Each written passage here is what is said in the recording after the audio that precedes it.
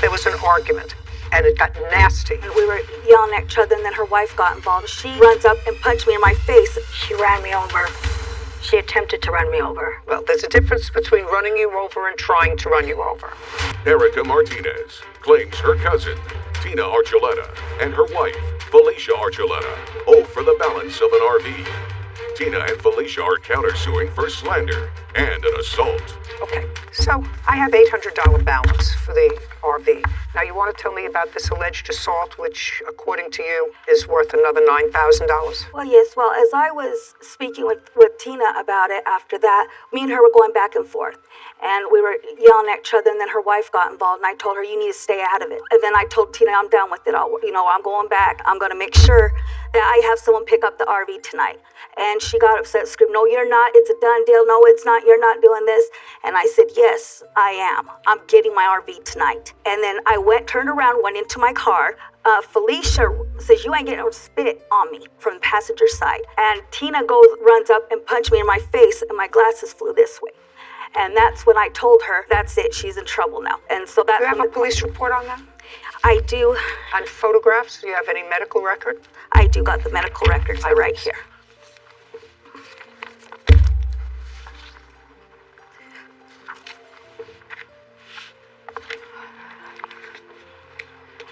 Okay, this is standard fare. It doesn't give me... It shows that I did go to the doctor's 2 days after because I was having migraines. That's why I'm not understanding it, because it doesn't make sense. Okay. Do you have photographs of your alleged injury to your face? No, I have the police reports, but it takes 15 days for that. Just a second. All I'm asking you is, you don't have medical records of the day of this injury. You had a headache. 2 days later, you went to the hospital. So this is useless to me. You don't have photos of your injury, and you don't have a police report. Is that what you're telling me? I do have the police number for it, but I don't have the report on me. Well, no. Okay. So far, they owe you $800. Now you have a counterclaim, because you acknowledge you owed her $800. You have a counterclaim for harassment, slander, and assault. Who are you alleging the plaintiff assaulted? Can I Who are you? Back to something? No. Who are you alleging the plaintiff assaulted? That would be you. That's Felicia. How did the plaintiff assault you? She ran me over. She tried to run me over. She ran me over. Well, there's a difference between running you over and trying to run you over. Did she run you over, or did she attempt to run you over? She attempted to run me over. Okay, so that at best would be an attempted assault. Yes. So you suffered no injuries? No. Okay. Do you have any police report? I do, Your Honor. Indicating that you told the police on that date that she attempted to run you over? This is the one where she tried to run my wife over. Okay, I'd like to see it, please. This is the original. No, I don't. That's all I want.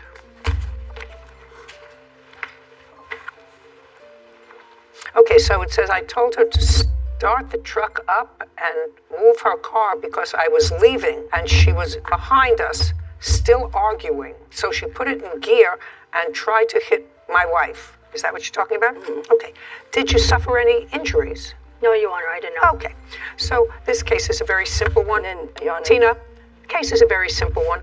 You owe her $800 for the balance of the RV, which you acknowledge in your text. But the only other part that you have is for slander. Now, you say that in your cross complaint, the plaintiff has slandered you. I'd like to see the evidence that you have that she has slandered you. May I see it, please?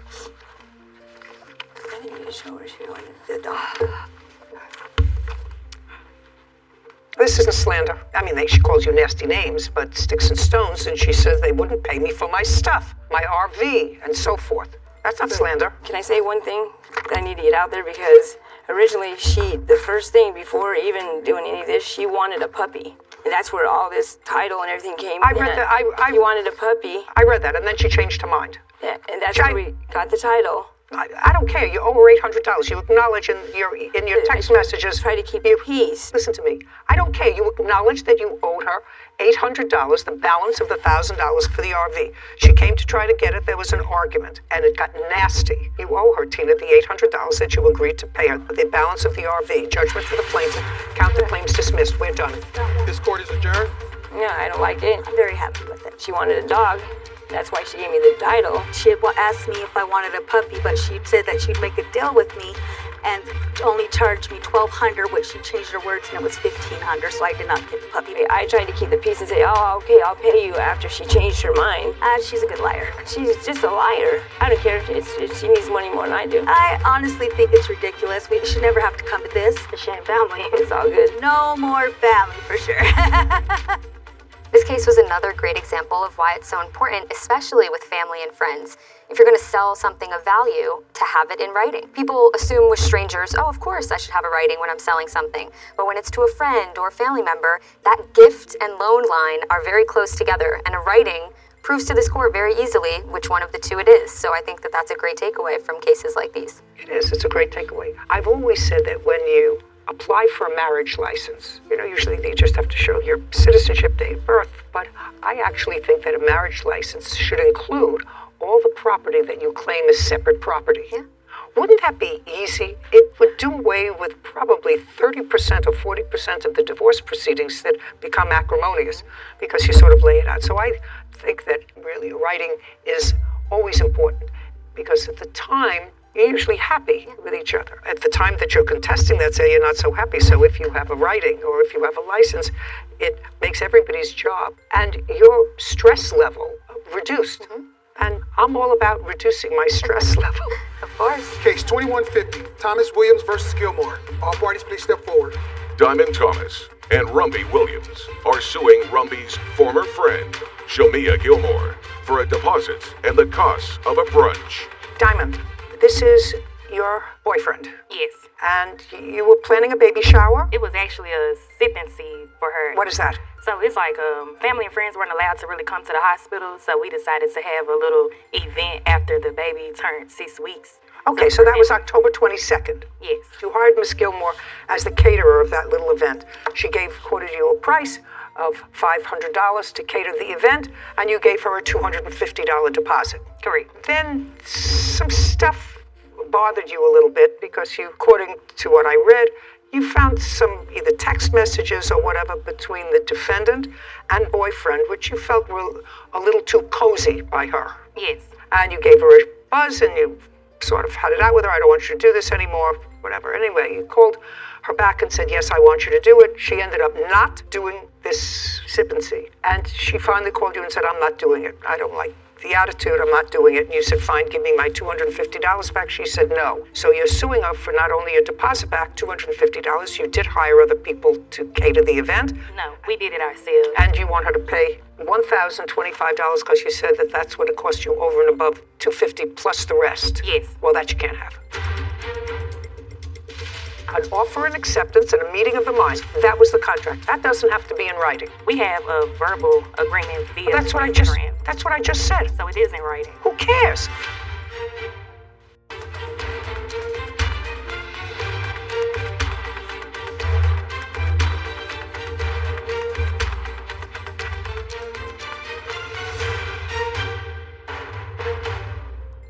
Now, I'm not doing anything right now. who are you living with? I lived in hotels. I'm staying down with a friend for 3 weeks. How do you support yourself? I'm on income that comes every month. I'm on disability right now. Is your disability of a physical nature or psychological nature? It's both. And how much do you collect from disability? Around $900. A month. Yes, ma'am. And how long have you been on disability? About 10 years. 10 years. And when were you a cosmetologist? I started back when I was 16, during high school time. And I started doing hair, and I went to hair school, and then I ended up getting really sick, so I went back and forth to doing hair. And then I just couldn't do it anymore. Well, when did you said you were a cosmetologist? When were you a cosmetologist? During high school years, so it was like around 2000. Oh, well, that's a long time ago. We're talking about ancient history. Yes. So what you're telling me is that since you were in your mid-20s, you have been on disability. And how old are you, sir? 69. You're a single man. Yes, ma'am. And tell me how you met the plaintiff. About 4 years ago, she called me. I do auto brokering, where somebody wants a vehicle, and I go to the dealer and try to make the best deal for them, just like a real estate agent. Tell me how she got your number. So I advertise on Facebook. I advertise on LinkedIn. So I don't know exactly how she got my number. How'd but you it's get his known to the number? public. The truth is, I never got his number. What happened was, when we talk about, I'm looking for a car, I'm selling, I want to sell my car, he messaged me, hey, I sell cars, I can help you. That's 3 not years. true. That's very true. I have all the messages through Facebook and everything. But he messaged me, I can help you, how are you, good morning. I said, okay, you can help me. But Okay, I got enough. Yeah. All right, so let me sort of outline this case the way I am now putting it all together. You came onto some hard times, harder than usually your life is because of your disability, and you were in your apartment, according to you, and the building had a fire. Because of the fire, you became homeless. You had already known the defendant. He did something for you with a car. And you were living alone, I assume, in this apartment. How many bedrooms in the apartment? It was a one-bedroom. And did you have a lease in that apartment? And how much were you paying in rent? It was $790. Okay, so you were paying $790 for the apartment that burned down. I'm sorry, $690. I apologize, $690. And how long had you lived there? It would have been 5 years exactly. Okay, would have been 5 years before the place burned Yes, down. ma'am. And Your Honor, what? they were evicting her. At the time of the fire? Yes, yes. And then, Just a sec, 1 sec. Don't shout out again. However, I find that interesting. She was living there for 5 years, and how do you know that she was being evicted? he showed me the paperwork. May I see it? Yeah, it's my phone. Here's the letter that she had with the management. Okay, good. Thank you.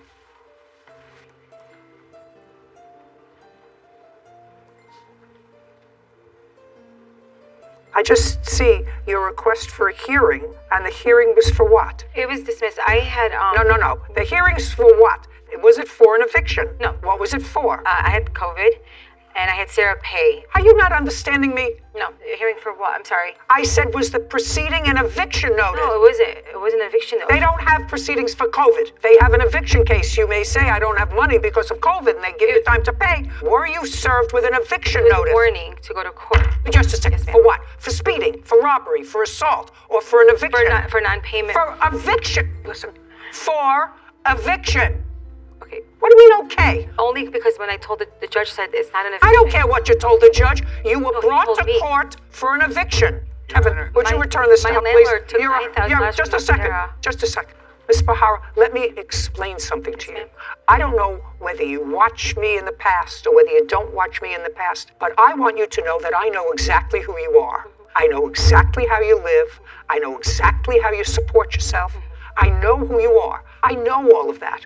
So let's not play with each other. You're a smart lady. You've managed to negotiate at age 38 a system for yourself. So when I ask you, did you go to court for an eviction? The answer is yes. You want to explain it to me if I ask you what happened? Well, I paid it and then COVID, they couldn't throw me out because it was COVID. You're not allowed to evict somebody during COVID. You want to explain that to me if I'm interested? That's fine. But if I say to you, were you summoned to court for an eviction? The answer is Yes. Okay. perfect. Okay.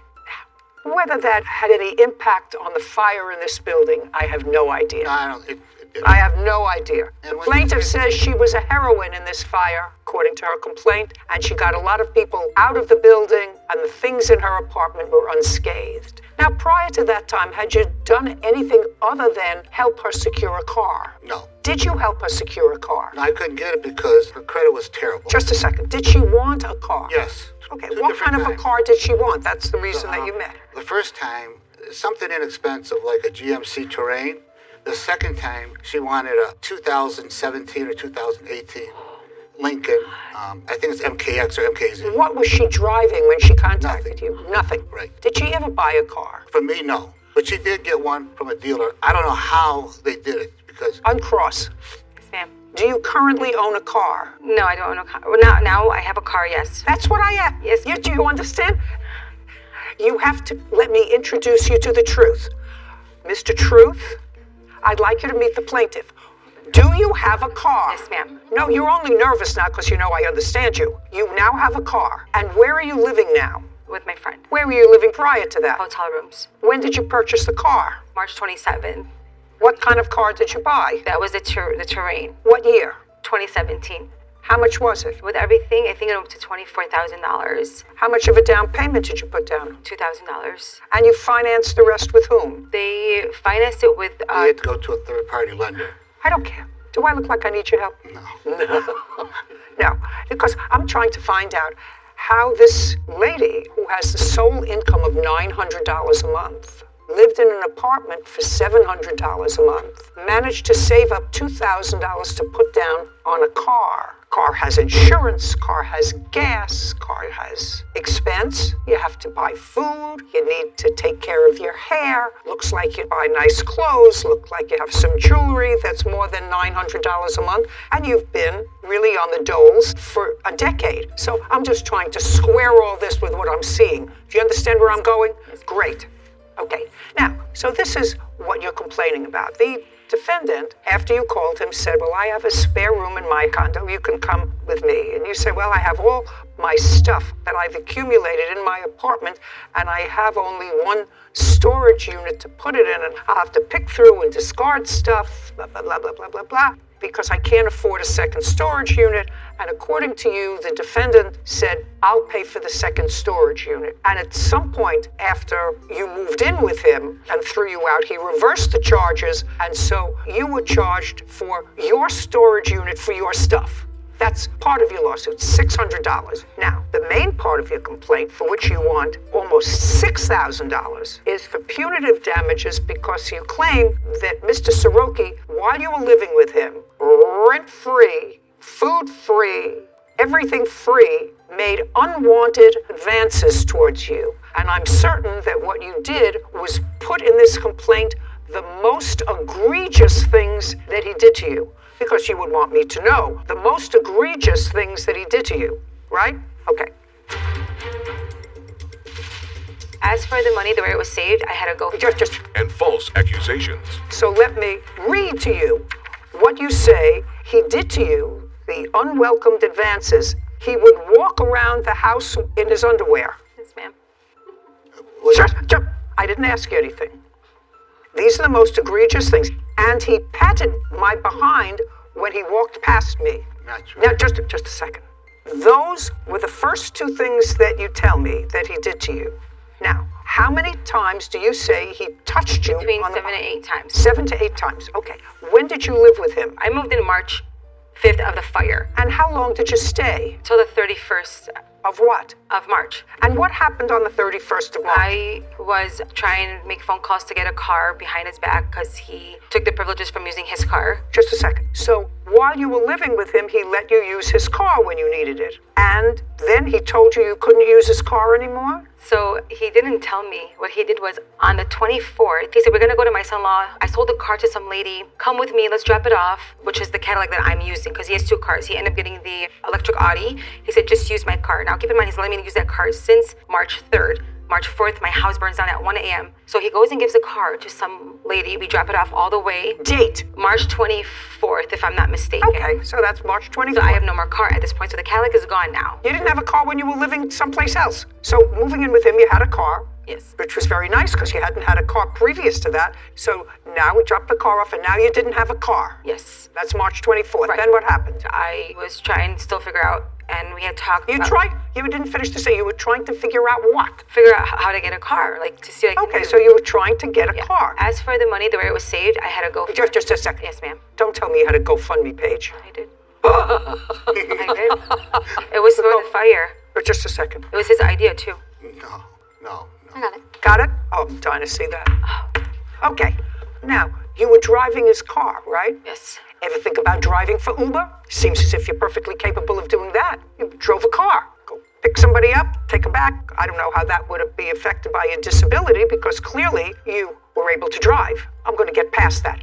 We're back to March 24th. Now you're making calls when he's not around to try to get a car because you no longer have a car. You leave on March 31st. You want to tell me what the circumstances were that caused you to leave on March 31st? So March 26th, he said, can you please go to a friend's house? I'm bringing a girl over. I said, yes, no problem. It's his house. Okay. You can do that. I said, can you please drop me off? I have a friend that was supposed to be my witness today. She wasn't feeling good. Can you drop me off because it's only 15 minutes where from he's from? He said, yes, no problem. And when you slept in the defendant's condo, you had your own room? Yes, ma'am. Okay. So we got up and everything was fine. He was rushing me out. We were talking, and as he showed me a picture of who he's bringing, I told Doug, shut my room door because I have stuff in there. So he dropped me off. I went to my friend. It was actually my friend's birthday. I don't care. Okay. So in the morning at 10 a.m., I get a text message showing me a 1 dish plate on the sink. And he's like, you couldn't do a dish? I said, I cleaned the whole house. I said, anyway, should they drop me off or do you want to come get me? I want to come back home. He's like, no, I'll come get you. I'll pick you up. He came, he got me. We sat in the car. I said, hi. He's like, I asked you to do one favor. I said, wait, the dish? I said, I cleaned the whole house and everything. We went back to the house. Then what happened? He knocks on the door and he says, pack up. I'm calling you Uber, leave. I said, I have nowhere to go. Where am I going to go? What do you mean leave? He's like, I just don't want you here anymore. Now, this is on the 27th. He tells you to leave. You call the police. No, he called the police. I told him to call the police. No, Oh, didn't tell just me. a second, because you didn't want to leave. Because Didn't have nowhere to go. Because you didn't want to leave. It's not that I didn't have nowhere to go. I had no car to leave Well, anywhere. just a second. Are you living at a hotel after Yes, this? I did. After this. And how did you get to the hotel? The guy that I purchased the car from brought it to his house. Brought me that car So on the you 31st. just a second. So he asked you to leave and you managed to get a car and you went to a hotel, right? What happened between the 27th? Because police were called, they came, and they evidently said you could stay 1 week. 1 week. They What tell you happened could. was there was two cops. I don't need a whole story. Did they He let said, you how long stay? would you like for you to have? I said, I need some time. I have nowhere to go. That's when. Just Yes, ma'am. a week. But you left on the 31st. Did anything else happen between the 27th and the 31st? No. You packed up your things, Yes. and a car was delivered, Yes. and you left. Yes. There were no incidents. No. And so, just so that I'm totally clear and understand, on the 27th, you were in a safe place in somebody's house. You have your own bank account because GoFundMe. I have the page. Oh, may I see it, please? Sure. In the description. Okay. Is here. And that's how much it's. Okay. My name is Marilyn, and I'm a fire survivor. The place where I lived caught fire. I left my apartment to go upstairs. I knew it was too late for one of my neighbors. I had to scream. I will make a long story short. It's taken a toll on me and everyone else. My main goal was to save everybody. We ended up losing everything because we had to leave the premises and we were not allowed to go back for 24 hours to remove what was left in our apartment. As for me, I now have nowhere to go and I need help to get into a place. I had to borrow a friend's transportation to get around, rent out a storage, and put everything there that I can. At this point in my life, it feels like a dream, and so far, you asked for $7,000, and so far you raised $1,772 from soft-hearted Americans. These people gotta stay off the internet. I find it unbelievable for a person as strong as you are that if he was doing these things that were so irritating to you, there's the door. And you've managed to find a place to go and find. So just so that I'm clear, you raised almost $1,800. You didn't have a car before. No, you told me you didn't have a car before. Is that what you said, Whitney? Time, yes. She didn't have a car before. During that time. Well, at that time is what I'm talking about. At the time of the fire, when you were living Yes. at this $690 a month apartment, you didn't have a car. You see, what I don't understand, madam, is that in the whole litany of your travails and troubles with the defendant, it sounded to me, a little bizarre, taking in somebody you didn't know, dating somebody else, bringing somebody else to his house. But he's a 69-year-old man. He can do what he wants to do. He's not asking you for anything. You pay for your own storage. If you had to pay for your own storage, pay it out on the GoFundMe page. The thing that's most irritating to me is that you now, in order to get money from him, you sued him for sexual advances. And if they were so horrific to you, you've lived in motels before. You've lived in hotels before. You have friends. But it's sort of outrageous to try to convince me that you were so outraged by his conduct and still stayed, and when he tried to get you out, try to convince the police to let you stay because it was your home. That's what I don't understand. The police said that she has. Just a second. Do you understand what I just said? Everything you're saying is not how it happened.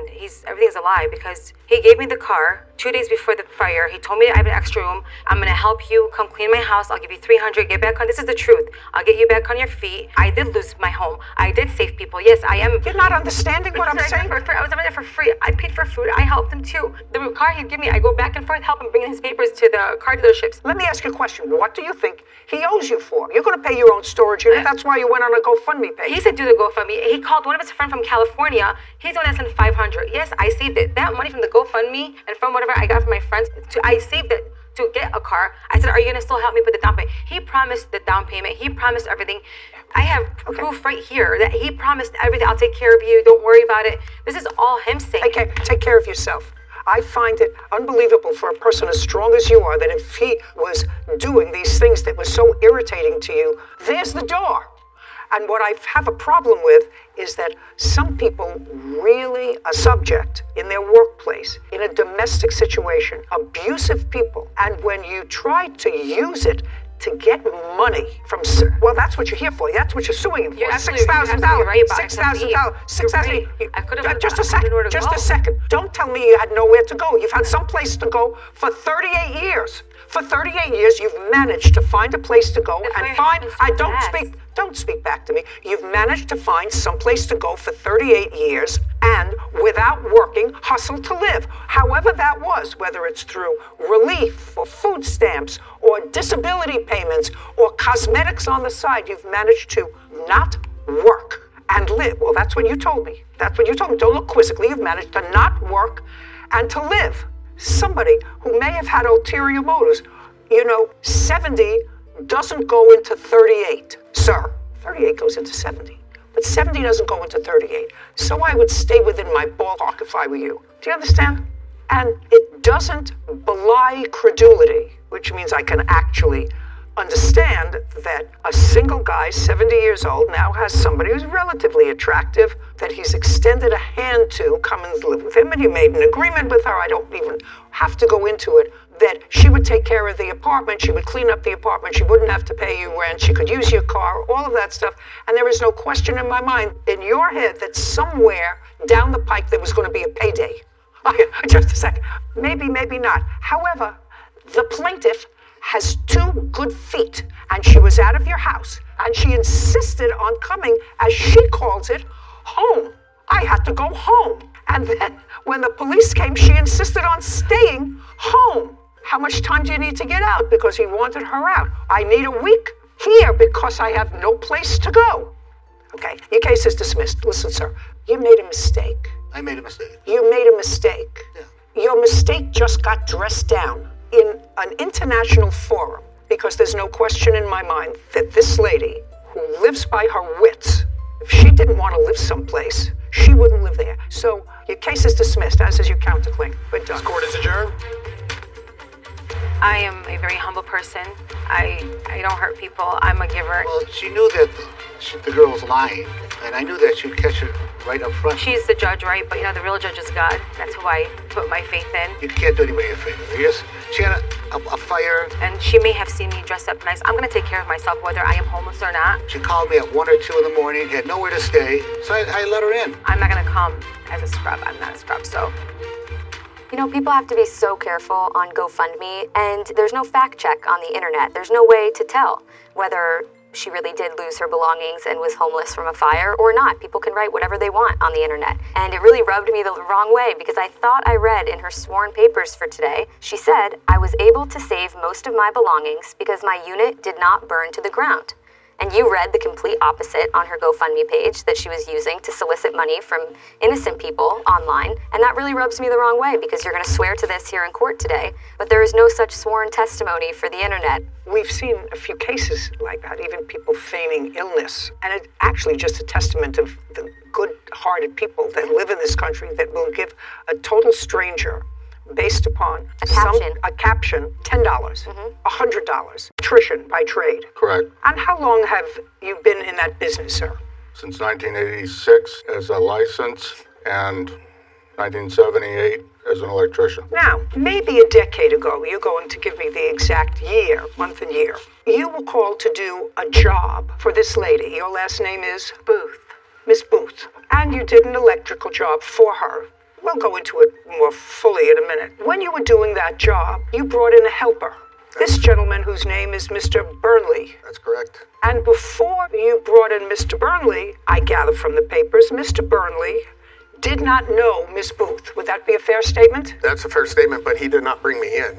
I was actually just driving down the street, and I'm new to the mountain, and I drove by and saw Mr. Frazee there, and I was... Listen, this is not Gone with the Wind. This is not War and Peace. I asked you a simple question. Before you were brought in on the job, you didn't know Miss Booth. That's correct.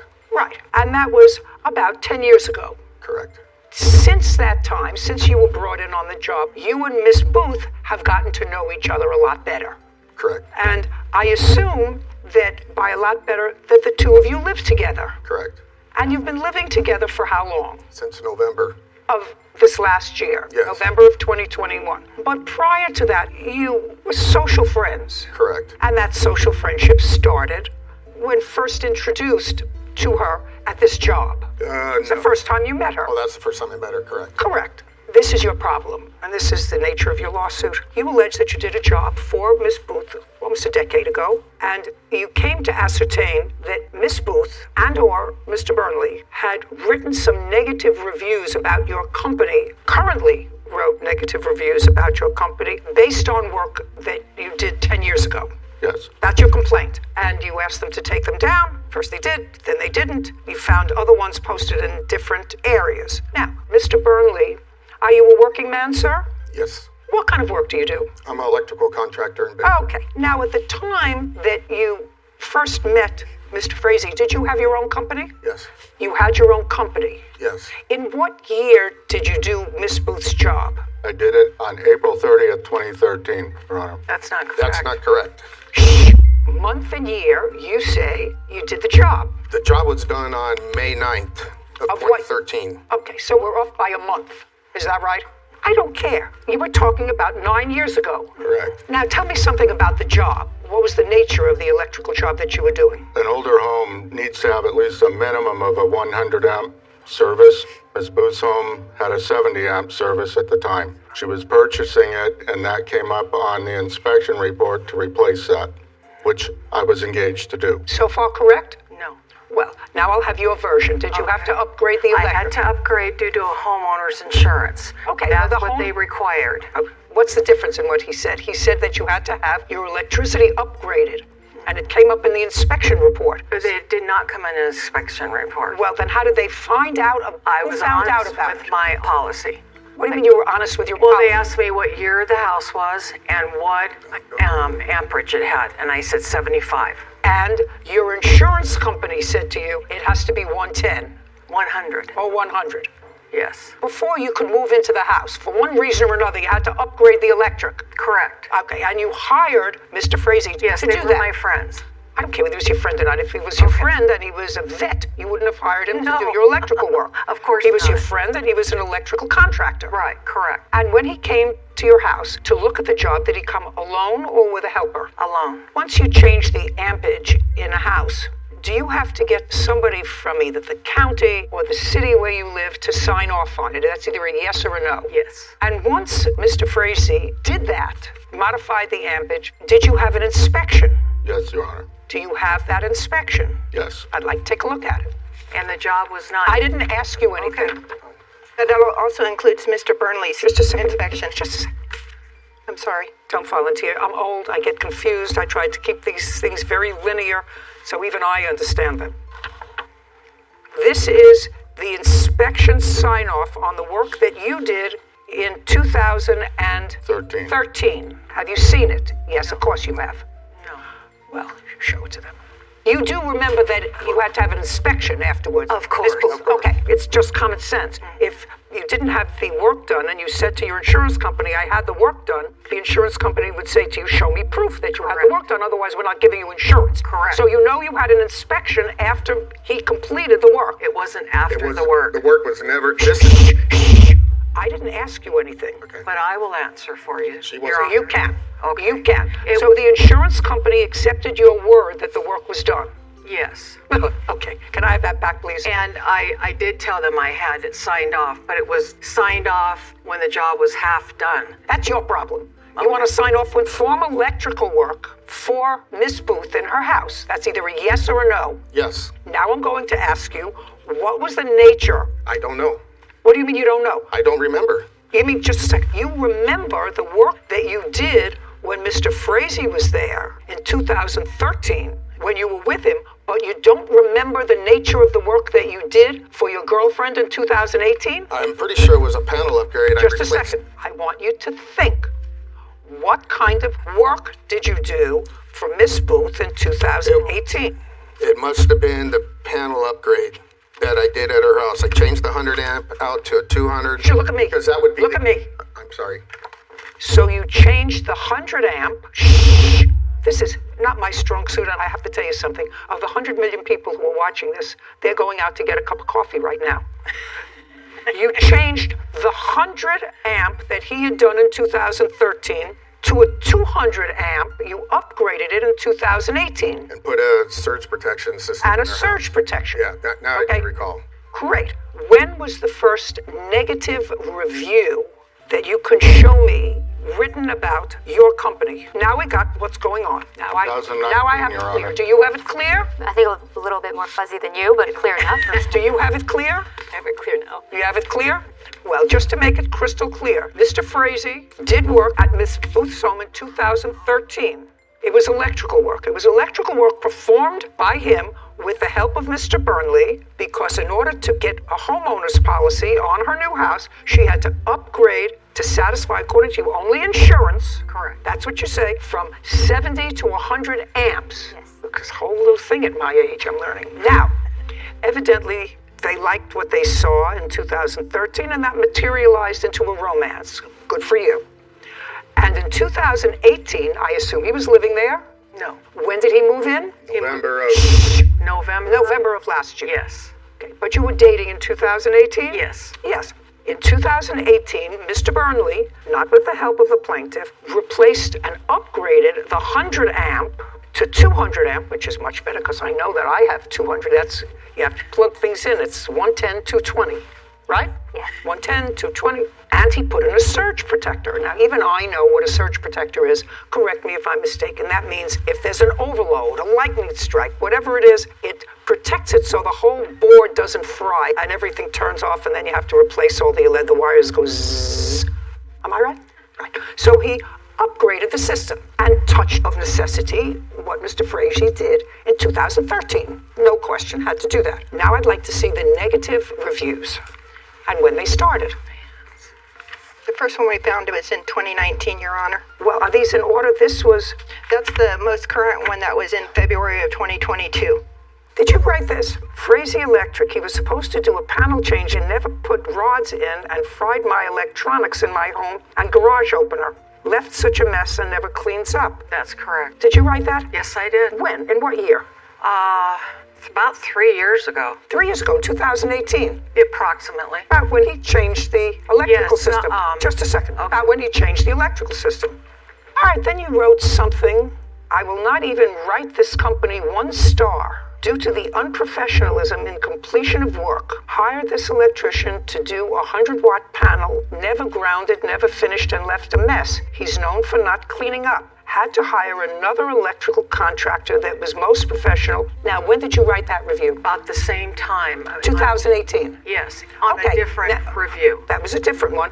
And you said that you had to hire another electrical contractor. Yes, I to did. finish the job. And who was that? That was DMB Electric. That was him. Yes, I called Just a second. to compare. Just a second. In what year did you call them? Oh, this was No, in what year did you call him? 2013. After he left, you called them. I called 2 other contractors. Just a second. Did you end up using Mr. Burnley? Yes, I did. Okay, so back in 2013, you were dissatisfied with this company. Yes. Let me follow this. 2013, you were dissatisfied with the company. You called another company. 2 others. Just a second, you called another company, but the county had signed off on your job. Yes. What you say in your answer is that they signed off erroneously on the job. Well, Yes. I have to take at face value their signing off that the job was completed. And I assume you got your homeowner's insurance Yes, I did. after he left and after you had the county sign off. Yes. Yes. Okay. But they- Now, just a second. Now, don't tell me a but.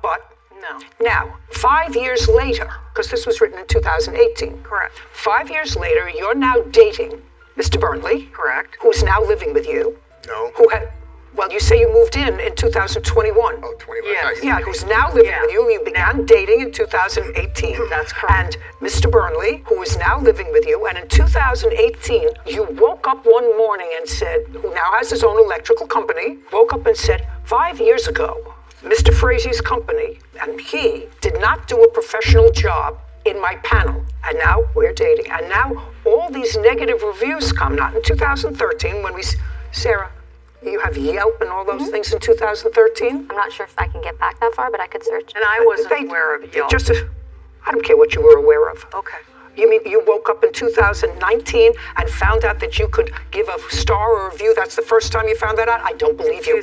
I don't believe you. Well, it's I just true. want to tell you something. I don't believe you. I don't believe that when you want to go to a restaurant, Miss Booth, and it's a new restaurant, you don't take a look on your computer and say, I wonder how many stars it got. I wonder if there are any reviews on this resort. Yes. Well, then you were smart enough to do this. My sons are in IT, so they I want to tell you something. I don't believe you. Okay. Because I'm older than you are. And I know about this, and she can tell you I'm an idiot on the machine. Well, I don't it. buy it. And I don't buy, actually. Yeah, it is. I can't see any Your of her Honor, reviews. No.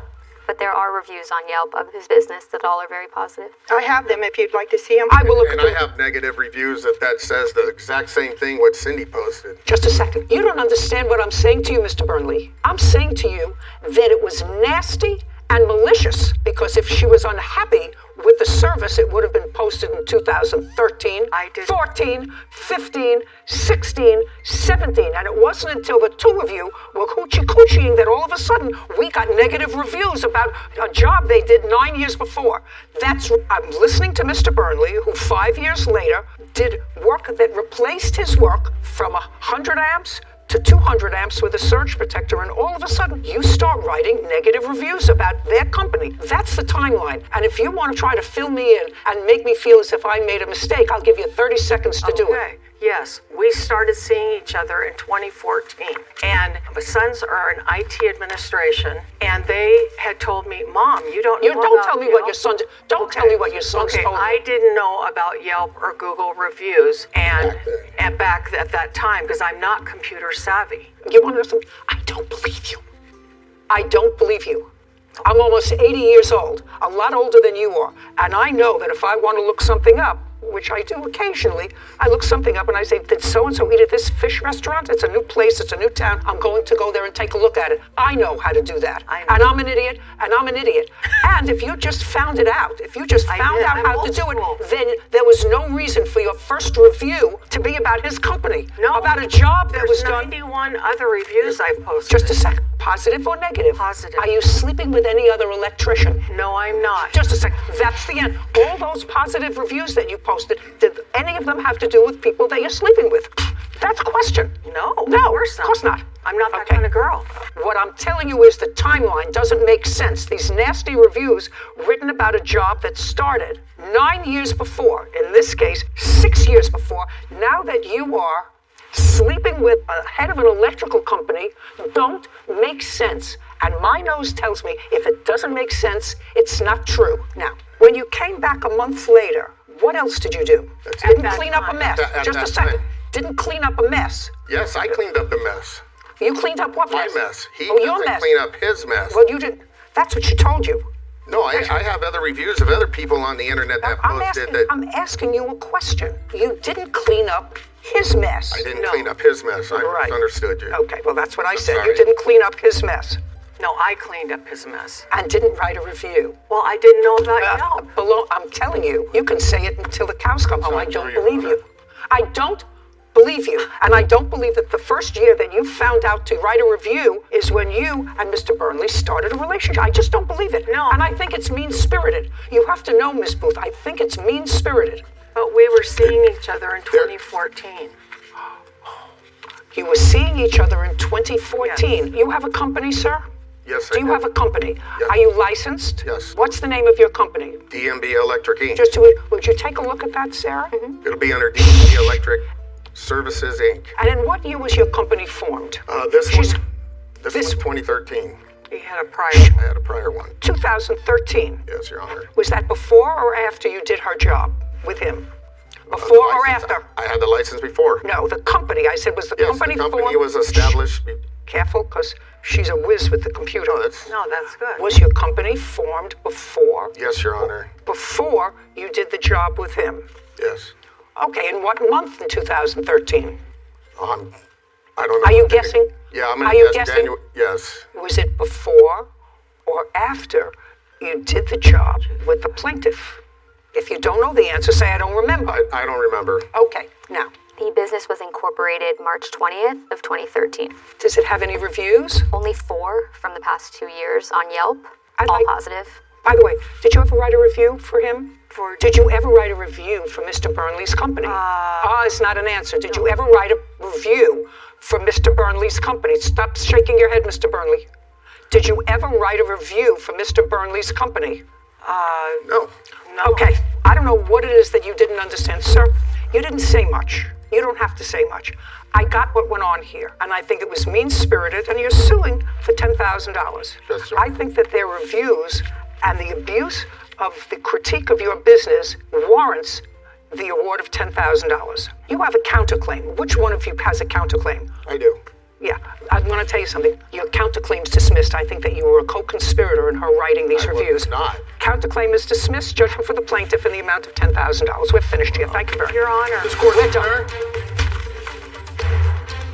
During the COVID shutdown, when nobody had any work in a small community of 5,500 people, that's what they chose to do. Hey, I'm glad it's behind me, man. That's all I can say. He was just getting his license, and I helped him begin his business, and this is how he serves me.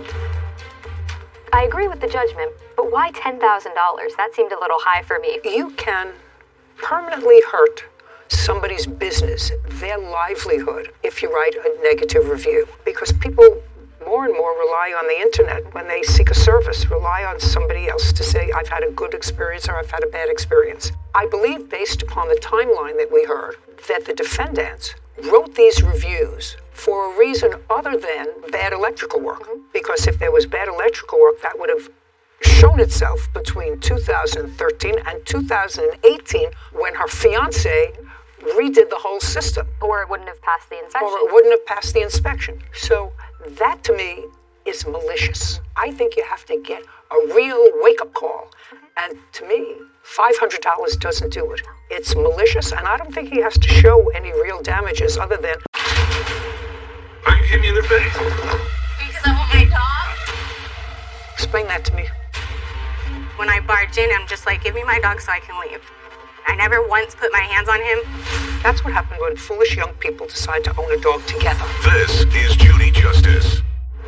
Jasmine Jones claims her ex-boyfriend, Joshua Caldwell, owes for the toss of a French bulldog. Joshua is countersuing for vandalism and an assault. Okay, this is an agreement that I, Joshua Caldwell, have agreed to buy Kashmir That was his name originally. from Frederick Wright. Once the dog is paid in full, I will receive full ownership rights. Frederick Wright will remain the rightful owner of Kashmir until I complete $3,000 in payments, right? Correct. And both of you signed this, and this was in January of 2022. That's a reasonable... What are you laughing at? I'm not laughing, I'm just like, when did he even sign that? Because I was with him the day that we picked him up, and he never showed me any Well, contract. but this is reasonable, because he's not transferring any rights to him. He's going to remain the owner. He's the owner of the dog until the full amount is paid for the dog of $3,000. Right now, he said that the only thing was paid was $700. Go ahead, now I'll hear you. Now I got it. Now you can sit down. When I was present for us picking up Scrappy and purchasing him, it was word of mouth contract. There was no paper signing at all. He didn't even show me a paper. And? And he showed me him. He asked me if I liked him. I said yes. And he said he would go half on him with me. Okay. And I said, okay. And it was that same day. I get off of work. He picks me up. We go see Scrappy. Didn't know we were going to get him that day. We ended up getting him that day. He tells me, okay, it's just going to be $3,500. They walk to the back of the room and start talking and making an agreement. Come back out. So just a second. So they went in the back of the room. You were not there. That's what you just told me. They went in the back to make an agreement, and then they came out. That's what... He tells me it's going to be $3,500. They walk to the back of the room, make an agreement. Right. Go ahead. And then he comes back and we take Scrappy home. The next day, he texts me early in the morning and tells me that Scrappy might have gotten a bee sting or something because he was limping and he doesn't know what happened. I picked him up from his job that afternoon after I got off of work. Okay, so you picked up the dog from his work. Yes, picked him up and I went straight to my mom's house to get clothes because I was going back to his house. And I was examining Scrappy, no swollen paw, no bee sting. Then he said that he probably clipped his nail on the tile, and I'm just like looking at his paw and I'm like, there's nothing wrong with it, but he's limping. Those were his stories. Still don't know what happened. Scrappy wasn't showing any signs of like pain, he was just limping. So I was like, we need to take him to the vet, like he needs to get So you checked took him out. to the vet? Okay, Yes. and? The vet ended up telling us that he had a fracture. You can't tell me what the vet told you. I'll look at the records from the vet. Okay, sorry. I have the vet bills and the reports right here.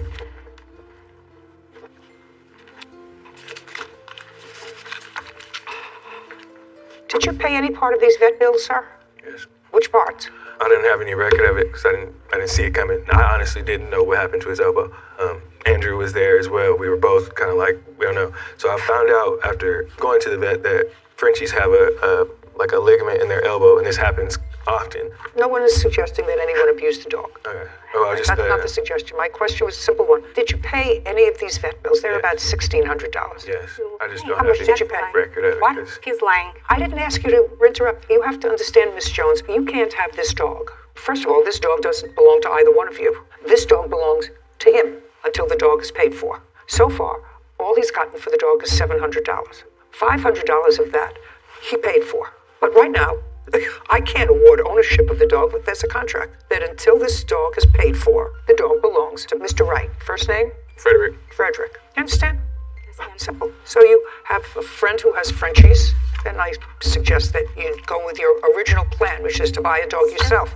Now, you have no proof that you paid any of these vet bills. I just have the medicine with my name on it.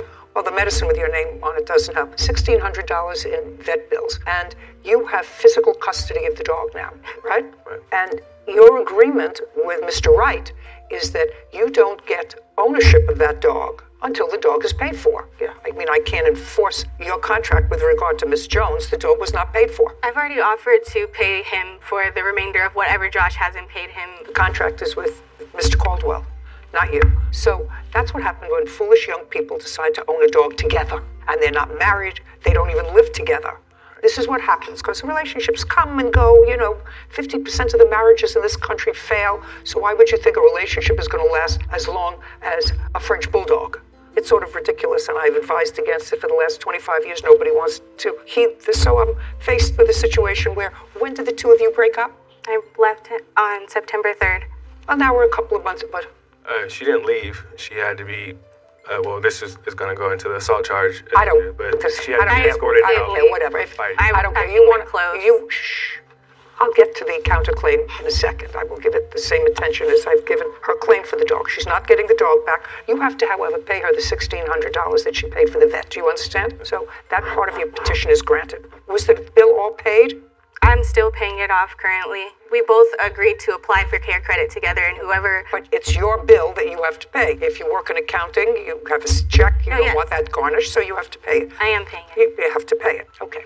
And he's going to reimburse you for that, $1,600. All right, now let's get to this counterclaim and make short shrift of it. Money owed for assault and vandalizing personal belongings. Let's start with the assault. Allegedly, the assault took place when the plaintiff came home intoxicated. I'm a kickboxer. On September 3rd, she came to my fight, and she dropped me off at home.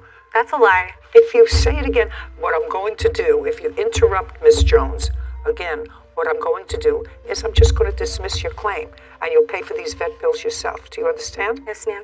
Okay. Go ahead. She didn't like the people that was at my fight there, and so she had a couple drinks. She got to my house, and she started to fight with me, and I tried to remove myself from the fight, and then she started getting violent. So then I called her family to come pick her up, and they showed up maybe an hour later. In that hour, I tried to remove myself to another room. She went and got scissors and started to cut my shoes up.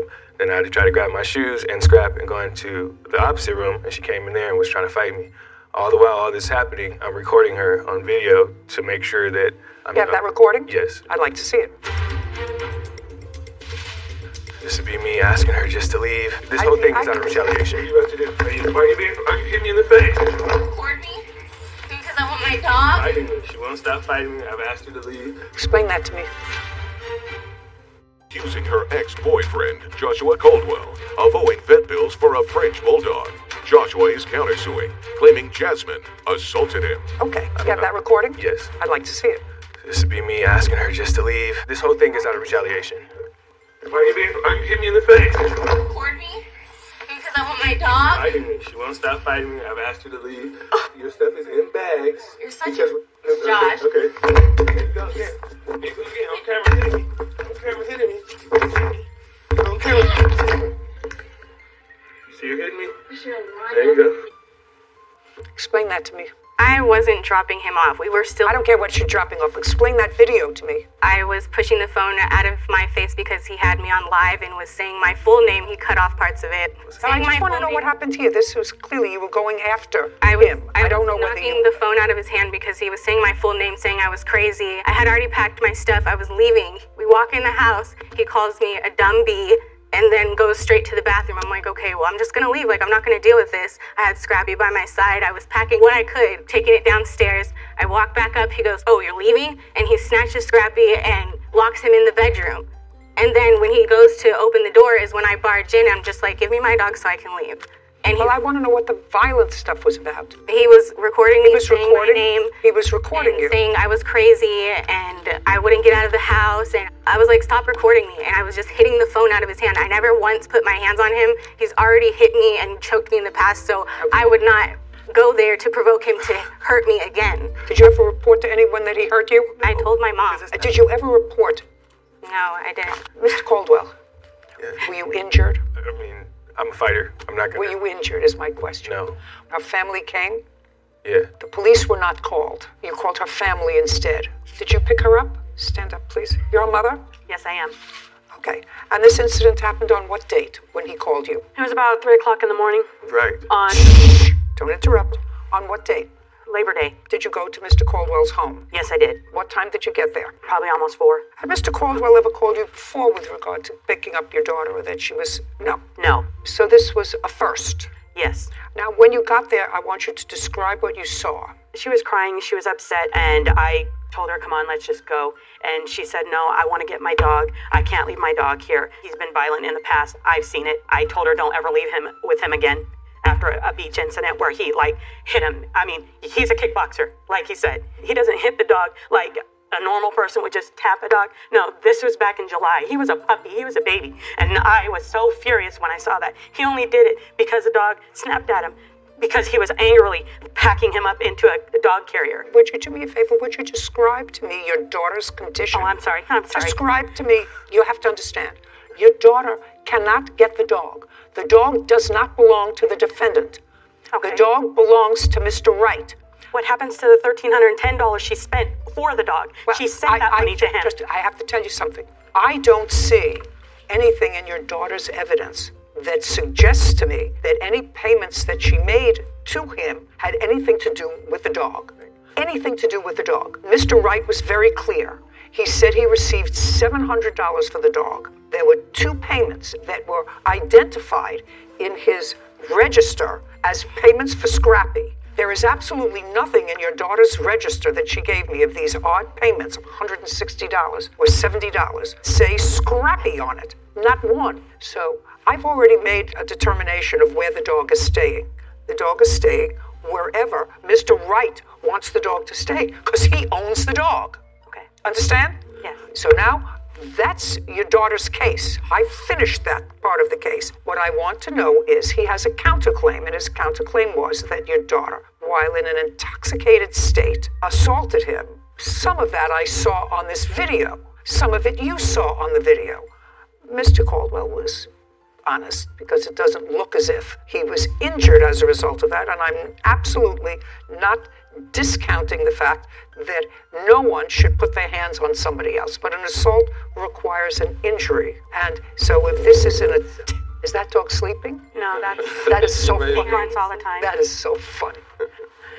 So, Mr. Caldwell, can you show me what damage you allege Miss Jones caused your property? That's the next thing. Well, you said an assault, which never happened because there was no physical injury. Would you mind telling me, please, what property specifically and photographs of that property? I have it. Okay, so your counterclaim's dismissed. Judgment for the plaintiff in the amount of $1,600 for the vet bills that she paid or is obligated to pay on her credit. It's not assault unless I get hurt? Yes, it's not an assault unless there is an injury. So if I was that it's an attempted, that's an attempted, sir, it's an attempted assault. Do you understand? If an assault has a specific definition, I believe she probably attempted to assault you when she touched you in an unauthorized manner. She was punching me in the face. That's not a... Show me a picture of any injury. Show me... No, I didn't see that in the video, sir. I saw her lunging towards you. Do you understand? I I saw her lunging towards you. I didn't see her hit you. I didn't see a photograph of any injury. I didn't see a police report where you reported any injury. Or incidents where her being drunk and fighting other men. Did you understand what I said? An assault requires injury. An attempted assault does not. An attempted assault is a crime, but it's a crime which I choose because of the circumstances here, not to consider and not to award you any cash award because you were not injured in any way. So unless you have photographs of the pair of shoes that you say she cut or something else, I'm dismissing your counterclaim. We got it? Good. Okay. Judgment for the plaintiff in the amount of $1,600. Thank you very much. This court is adjourned. Scrappy was not just like a dog or a pet, like he was my support. I mean, it was fair. Obviously, she had nothing to do with the dog. It's expected because he lied the entire time that we were together. And that's a lie. And not to have given him any of the money that I put towards Scrappy. She literally just got all the transactions that we've ever done between each other on Venmo or Zelle and brought that to court. Now I just think like he was pocketing that money the entire time. And that's why it was dismissed, because it wasn't valid at all. I disagree with you a little bit on the countersuit of the assault charge. I have a more, broad overview since I'm just out of school with the common law. So assault versus battery, as far as I learned, assault was just the imminent threat of a harm. You're fearing for your life or offensive contact of some sort, whereas battery is the actual offensive touching. There has to be some sort of contact. So if we're ruling by common law, which I know we're not bound by any particular state's jurisdiction, I would have awarded him something for the assault claim. My training is in New York.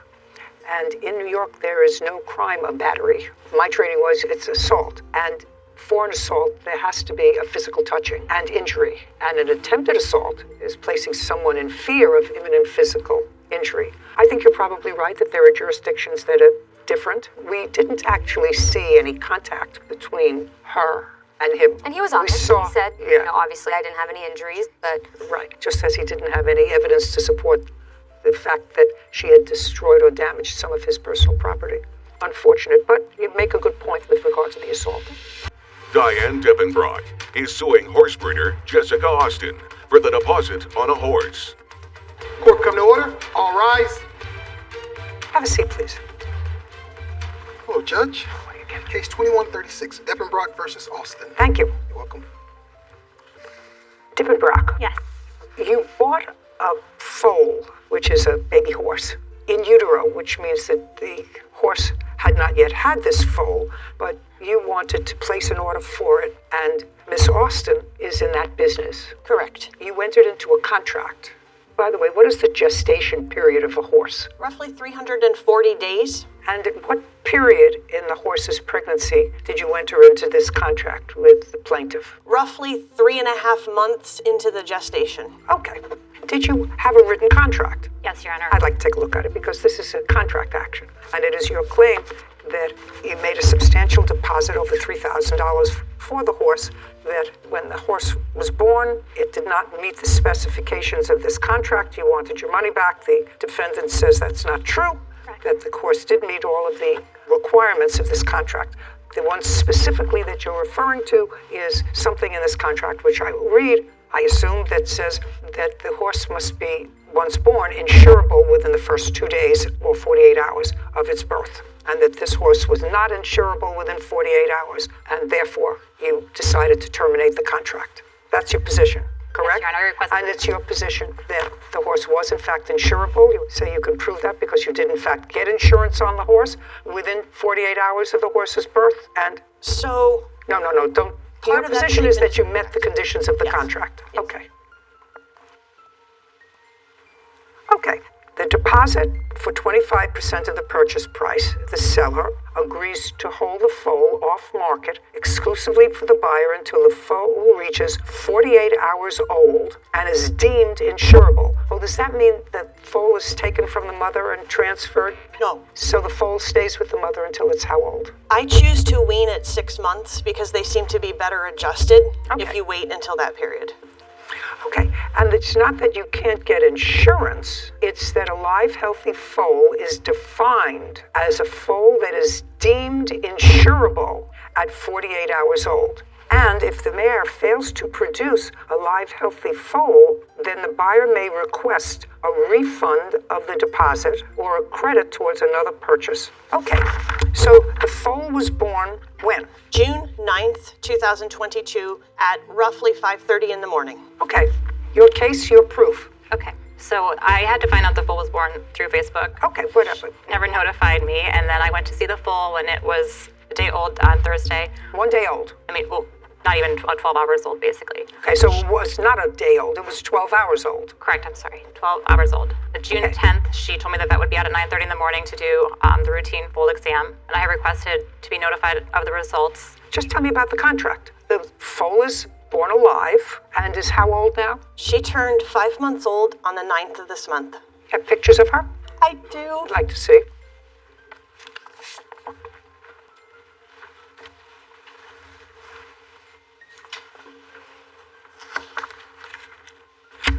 Oh, she's beautiful. Thank you. Have you seen her? I have. Recently? No. Would you show the plaintiff these photographs? Yes.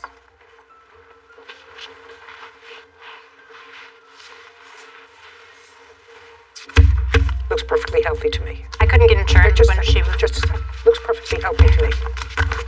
And I'm not an expert, but you would say that that horse looks pretty healthy. Yes. Okay, great. So now the horse is 12 hours old, and tell me the rest. So 48 hours old, I had submitted the vet report to 8 insurance companies, and they all declined to insure the animal. Just a second. You submitted what report?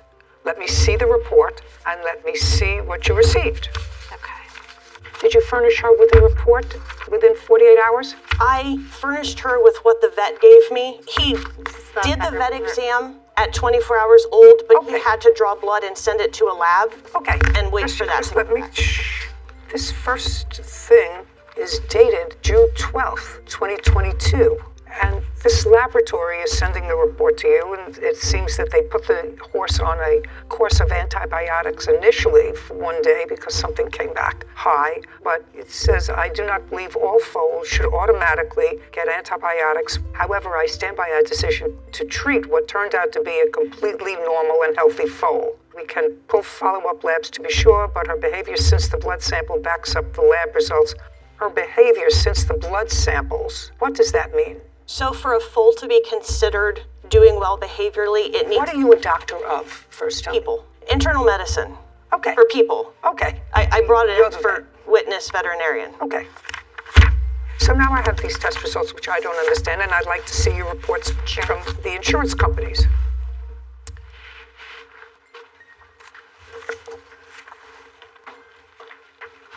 How long was the foal on antibiotics? She received 2 doses, one the day the vet came out, and then one the following morning before he got the blood test results back. Which, when the blood test results came back, they were normal. They were normal? Yes. And he said, don't give any more antibiotics. She does not need them. And this report that you have from one insurance company, or from actually all of them, say underwriters have declined to provide coverage at this time and will reassess when the foal is off antibiotics. Well, the foal was off antibiotics within 2 days. Mrs. Austin told me she was on antibiotics for 3 days, actually. Well, either 2 or 3 days, but then the test results came back normal. The insurance companies, each of them will wait a certain amount of days. So that particular one wanted to wait 7 days to reassess after the foal had been off antibiotics. A few of the companies were 30 days, and I think one was 14 days. Well, but that doesn't matter. All you need is one. I was taking a risk with having an animal that's uninsured, and I wasn't ready to... This is problematic for me. Because if I put a deposit down on something that I really wanted, and within 2 or 3 days, any question with regard to whether or not the animal was insurable or healthy, if my intention was to honor the contract, I would say, let's see if the results are normal or abnormal. Now, the results came back that the foal was perfectly healthy. So unless you had, in my view, something preconceived that you wanted out of this deal for some reason other than insurability, it's your horse. I signed the contract based on the fact that she could be insured. The year before, I purchased another in utero, and that foal was insured at 24 hours old, and with the same type of contract. I wasn't going to enter that's into all right, a contract. but that's all right. You understand what I'm saying. You understand what I'm saying to you? Because my problem is, after I made the deposit, according to you, some things came to my attention that gave me anxiety. This is before the foal was even born. I learned about several plaintiff's horses that had to be put down. She had horses that were unsound, lame, and missing eyes. Her young horses were jumping and running in paddocks with huge boulders. I also found out that she tried to sell the mare that was pregnant with my foal to a friend of mine. It was unsettling. Correct. Right. So I'm trying to just put this in chronological order for myself to understand whether there was a true breach of this contract. You have a counterclaim. Yes, Your Honor. For what? When I originally got the notification from the court, I got kicked in the head by a horse on July 4th, and they had done testing. I'm out of work. They said I have a cognitive deficit. What does that have to do with what you want? Later. So this is a picture of the car before he painted it? No, ma'am, that's after. Oh, doesn't look bad. From afar. Listen, when you're born in 1964, everything looks better from afar. Diane Deppenbrock is suing horse breeder Jessica Austin for the deposit on a horse. Jessica is countersuing for breach of contract.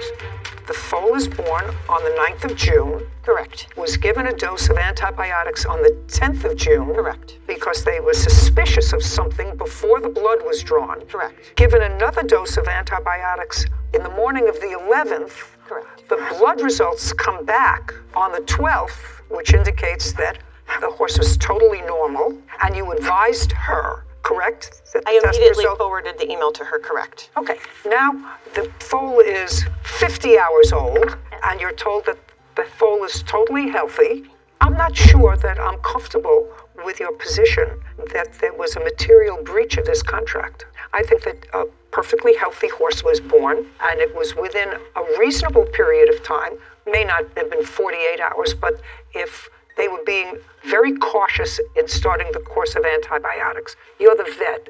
Stand up and tell me if I'm not seeing something. The vet who saw the horse, was that you?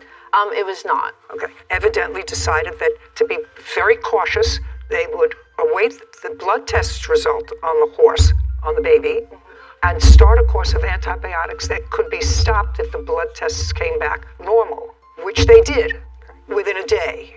Oh, I don't think that there's been a material breach of this contract by the defendants. I think that you're obligated.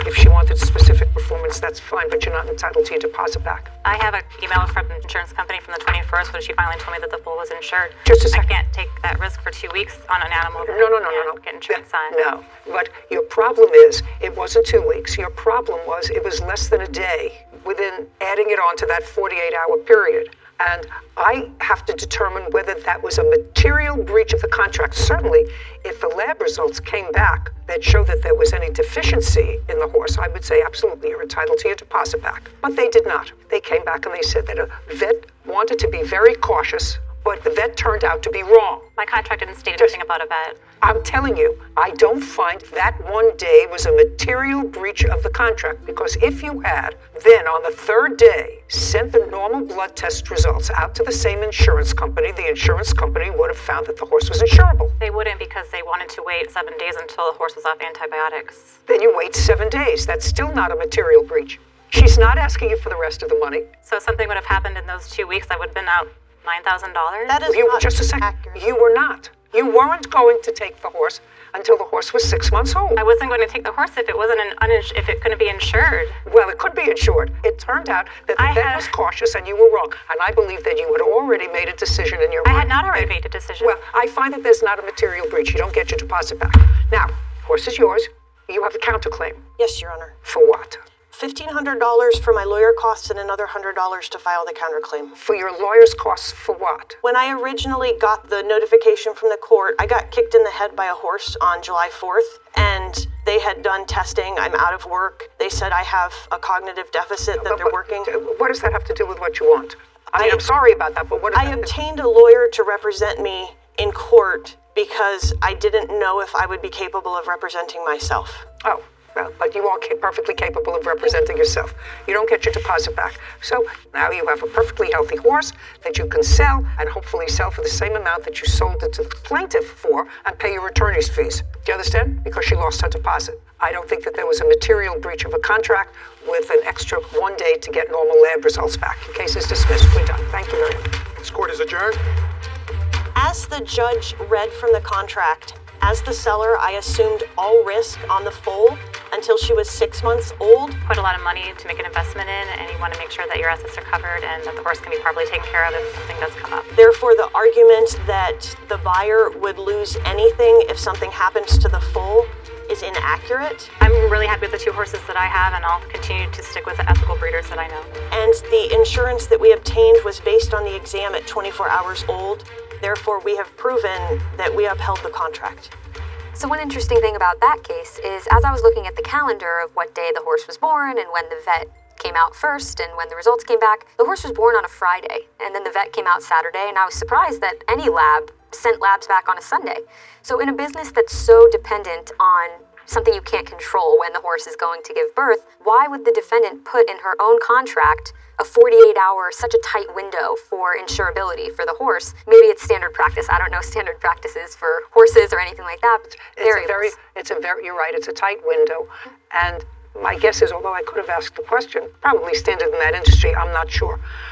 But it's interesting to note that in contract law, unless time is of the essence, there has to be some sort of material breach. And, in this case, if the defendant had not had a vet come out and look at the horse for a week, well, that's a different story. She had a vet come out immediately. The vet was super cautious. The vet turned out to be, ultimately, thankfully, mistaken that there was nothing wrong with the horse. Got a clean blood test, but the plaintiff had already determined that she had buyer's remorse with regard to this deal. There was another agenda there, because the horse looked beautiful as it turned out, 5 months old, and a beautiful animal, and it was perfectly clear within 60 hours. And the defendant seems to love it now and very proud of it, so it's in a good place anyway. Yeah. Case 2134, Wimberly versus Mahara. All parties, please step forward. Tina Wimberly is suing auto body worker Robert Miera for a refund of a 1969 VW Bug paint job. Miss Wimberly, tell me about this car that you have. So I have a 69 Volkswagen Beetle. I've had the car for about 20 years. Where did you buy it? In Salt Lake City, Utah. Is it a bus or a Bug? It's a Bug. My goodness, I remember everyone had one of those cars. The whole world had those little bugs when they came out. Except me, scared to death. Okay. Anyway, you've had it for a long time and you try to keep it restored. Do you have a photograph of it? I do, yes, I'd like to take a look at it, please. You acknowledge it's unsatisfactory because you said, I didn't I'll acknowledge. fix I said I'd take care of it. And a good gesture to try to make things work with her. I did not deny her any kind of service or say, go get lost, until she started cursing at me. No. She was cursing at me, Marshall, this is your grandmother. Great-grandmother. Great-grandmother. Yes, Your Honor. Would you have a seat for a moment? Yes. Thank you.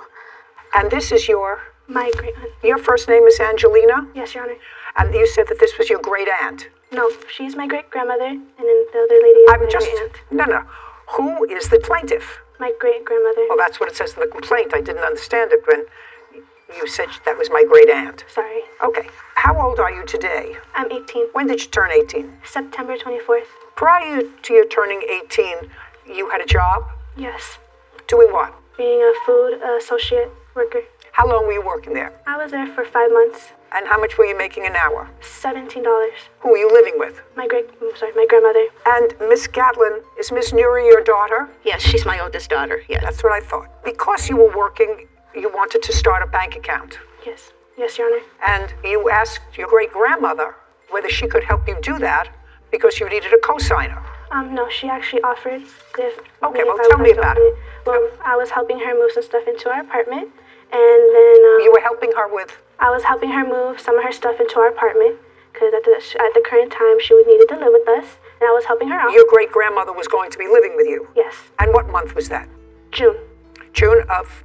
2022. So you were helping her move some of the things into your house? Yes. And?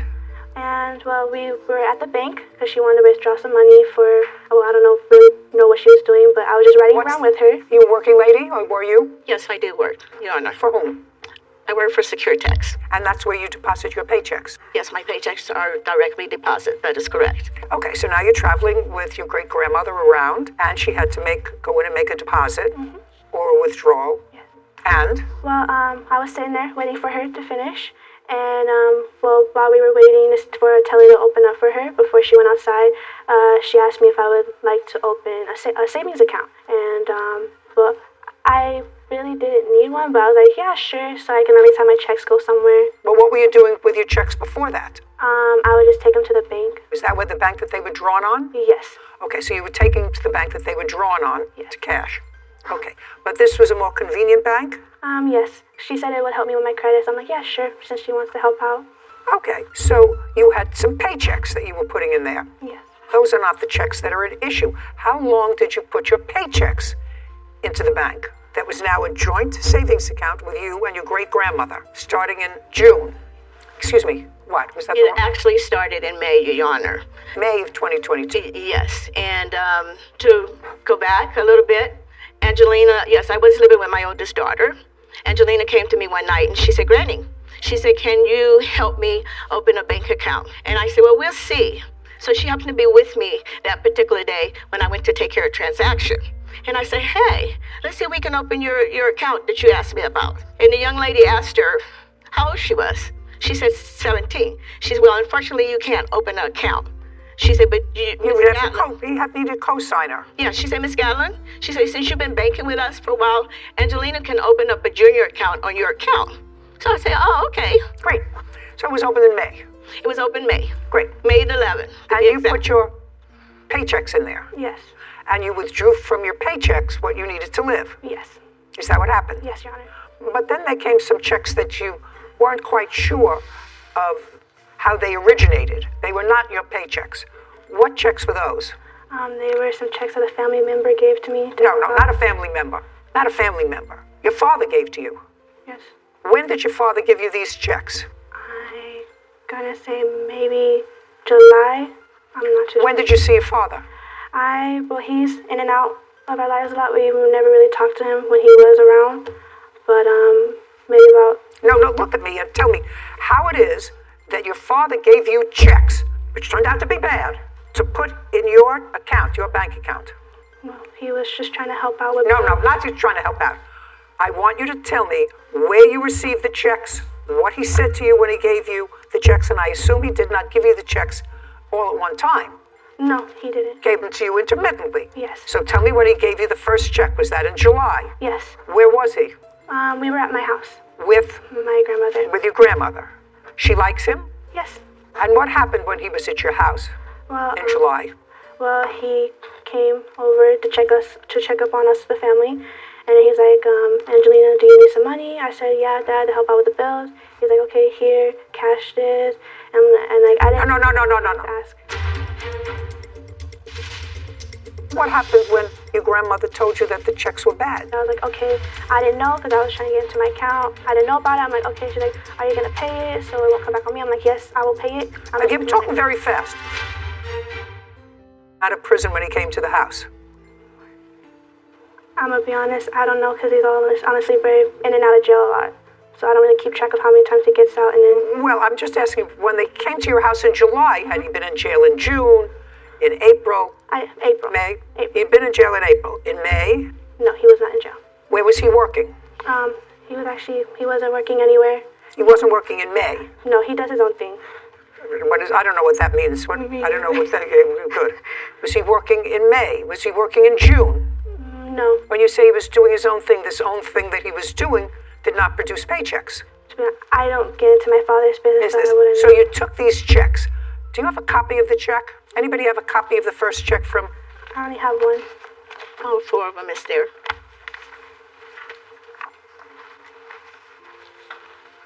Well, first of all, I don't see any signature on here. On the first one, there isn't. On the 3560, Your Honor, there isn't. No, on 600, 1200. There isn't any signature on any of them. It's just that she wrote her name on it and screenshot them into the accounts. Now. And I do have the breakdown. I'm sorry. Just a second. Okay. I do have these checks starting to be deposited in August, one on the 11th, two written to you on the 16th, from a Suzanne, and they're made out to you, right? Yes. You're not a stupid person, right? No. I want you to tell me who Suzanne is. I wouldn't know. I swear my dad just gave them to me and told me to cash them. Well, Miss Marshall, you have checks that are made out to you from a person that you don't know, not from one of your work checks. It's made out to you. It's signed by somebody who you work for. It indicates the number of hours on the stub. Do you know what I'm talking about? Yes. This is written by somebody that you have no idea who it is. Now, a person with a modicum of intelligence that has an unsigned check would say, who is Suzanne? Are you telling me that you didn't ask that question? No. Now, when you signed the checks, because they had to be signed, right? Yes. Whose name did you sign? My name. Well, the checks are made out to you, which means you could have cashed them. Am I missing something? So her name was docu-signed on these checks, and she merely endorsed them? Is that what you're telling me?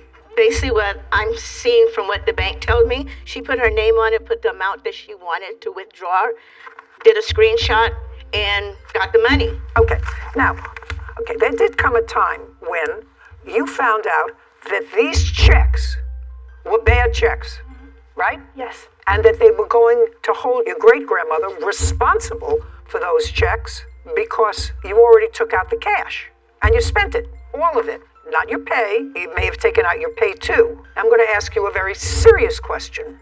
Did you give your father any portion of the checks that he gave you? Did he say to you, well, this is work that I did for this woman, so if you cash them, you can give me some and you can keep the rest? Think carefully before you answer my question. No, Your Honor. So he just said to you, take these blank checks, fill them in, and deposit them. No, he's the one that filled them, and he just told me to. I'm like, I looked at him like, Dad, are you sure? He's like, trust me, Lena, they're fine. I'm like, well, why would you trust him? What does he go to jail for? Way different stuff from. It's like a dreamboat. Well, so now I'm going to ask you. You took this money out, and what'd you do with it? Paid bills, bought stuff I needed for my daughter. Like what?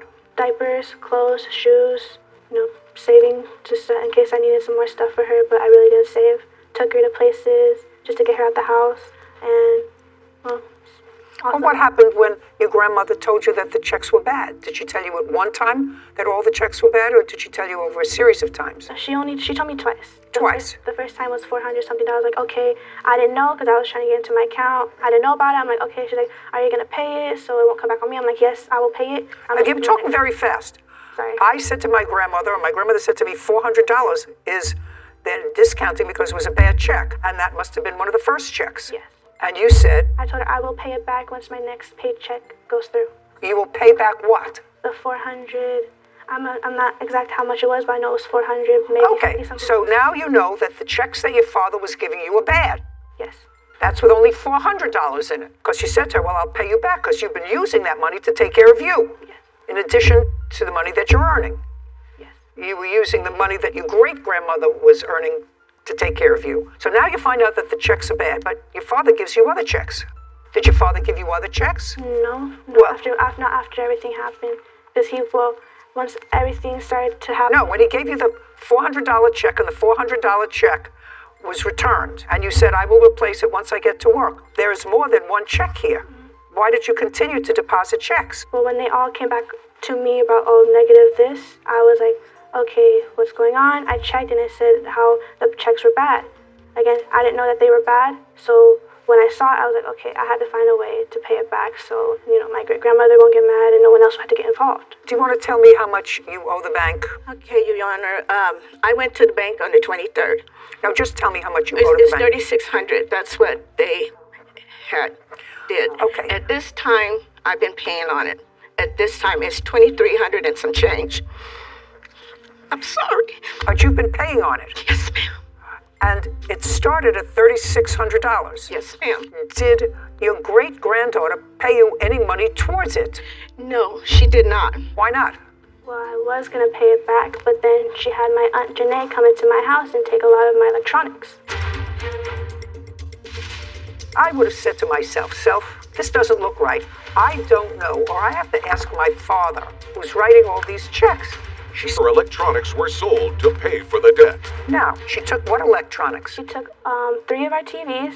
Now, you bought those TVs with this money? No, all the stuff that she took was bought way before any of this happened. My PlayStation, my daughter's tablet, my Apple laptop, my daughter's laptop, 2 of my speakers, and 3 of our TVs. And did she sell them, do you know? From what I know she's probably sold a little bit of it. I'm not really sure. Well, then I think that that's something you have to take up. You can take that up with your aunt. And that's how we start putting some of the money into the bank, of the $430. It was from some of the electronics. Okay, so with regard to the $3,900, you paid off $400? No, it was $3,600.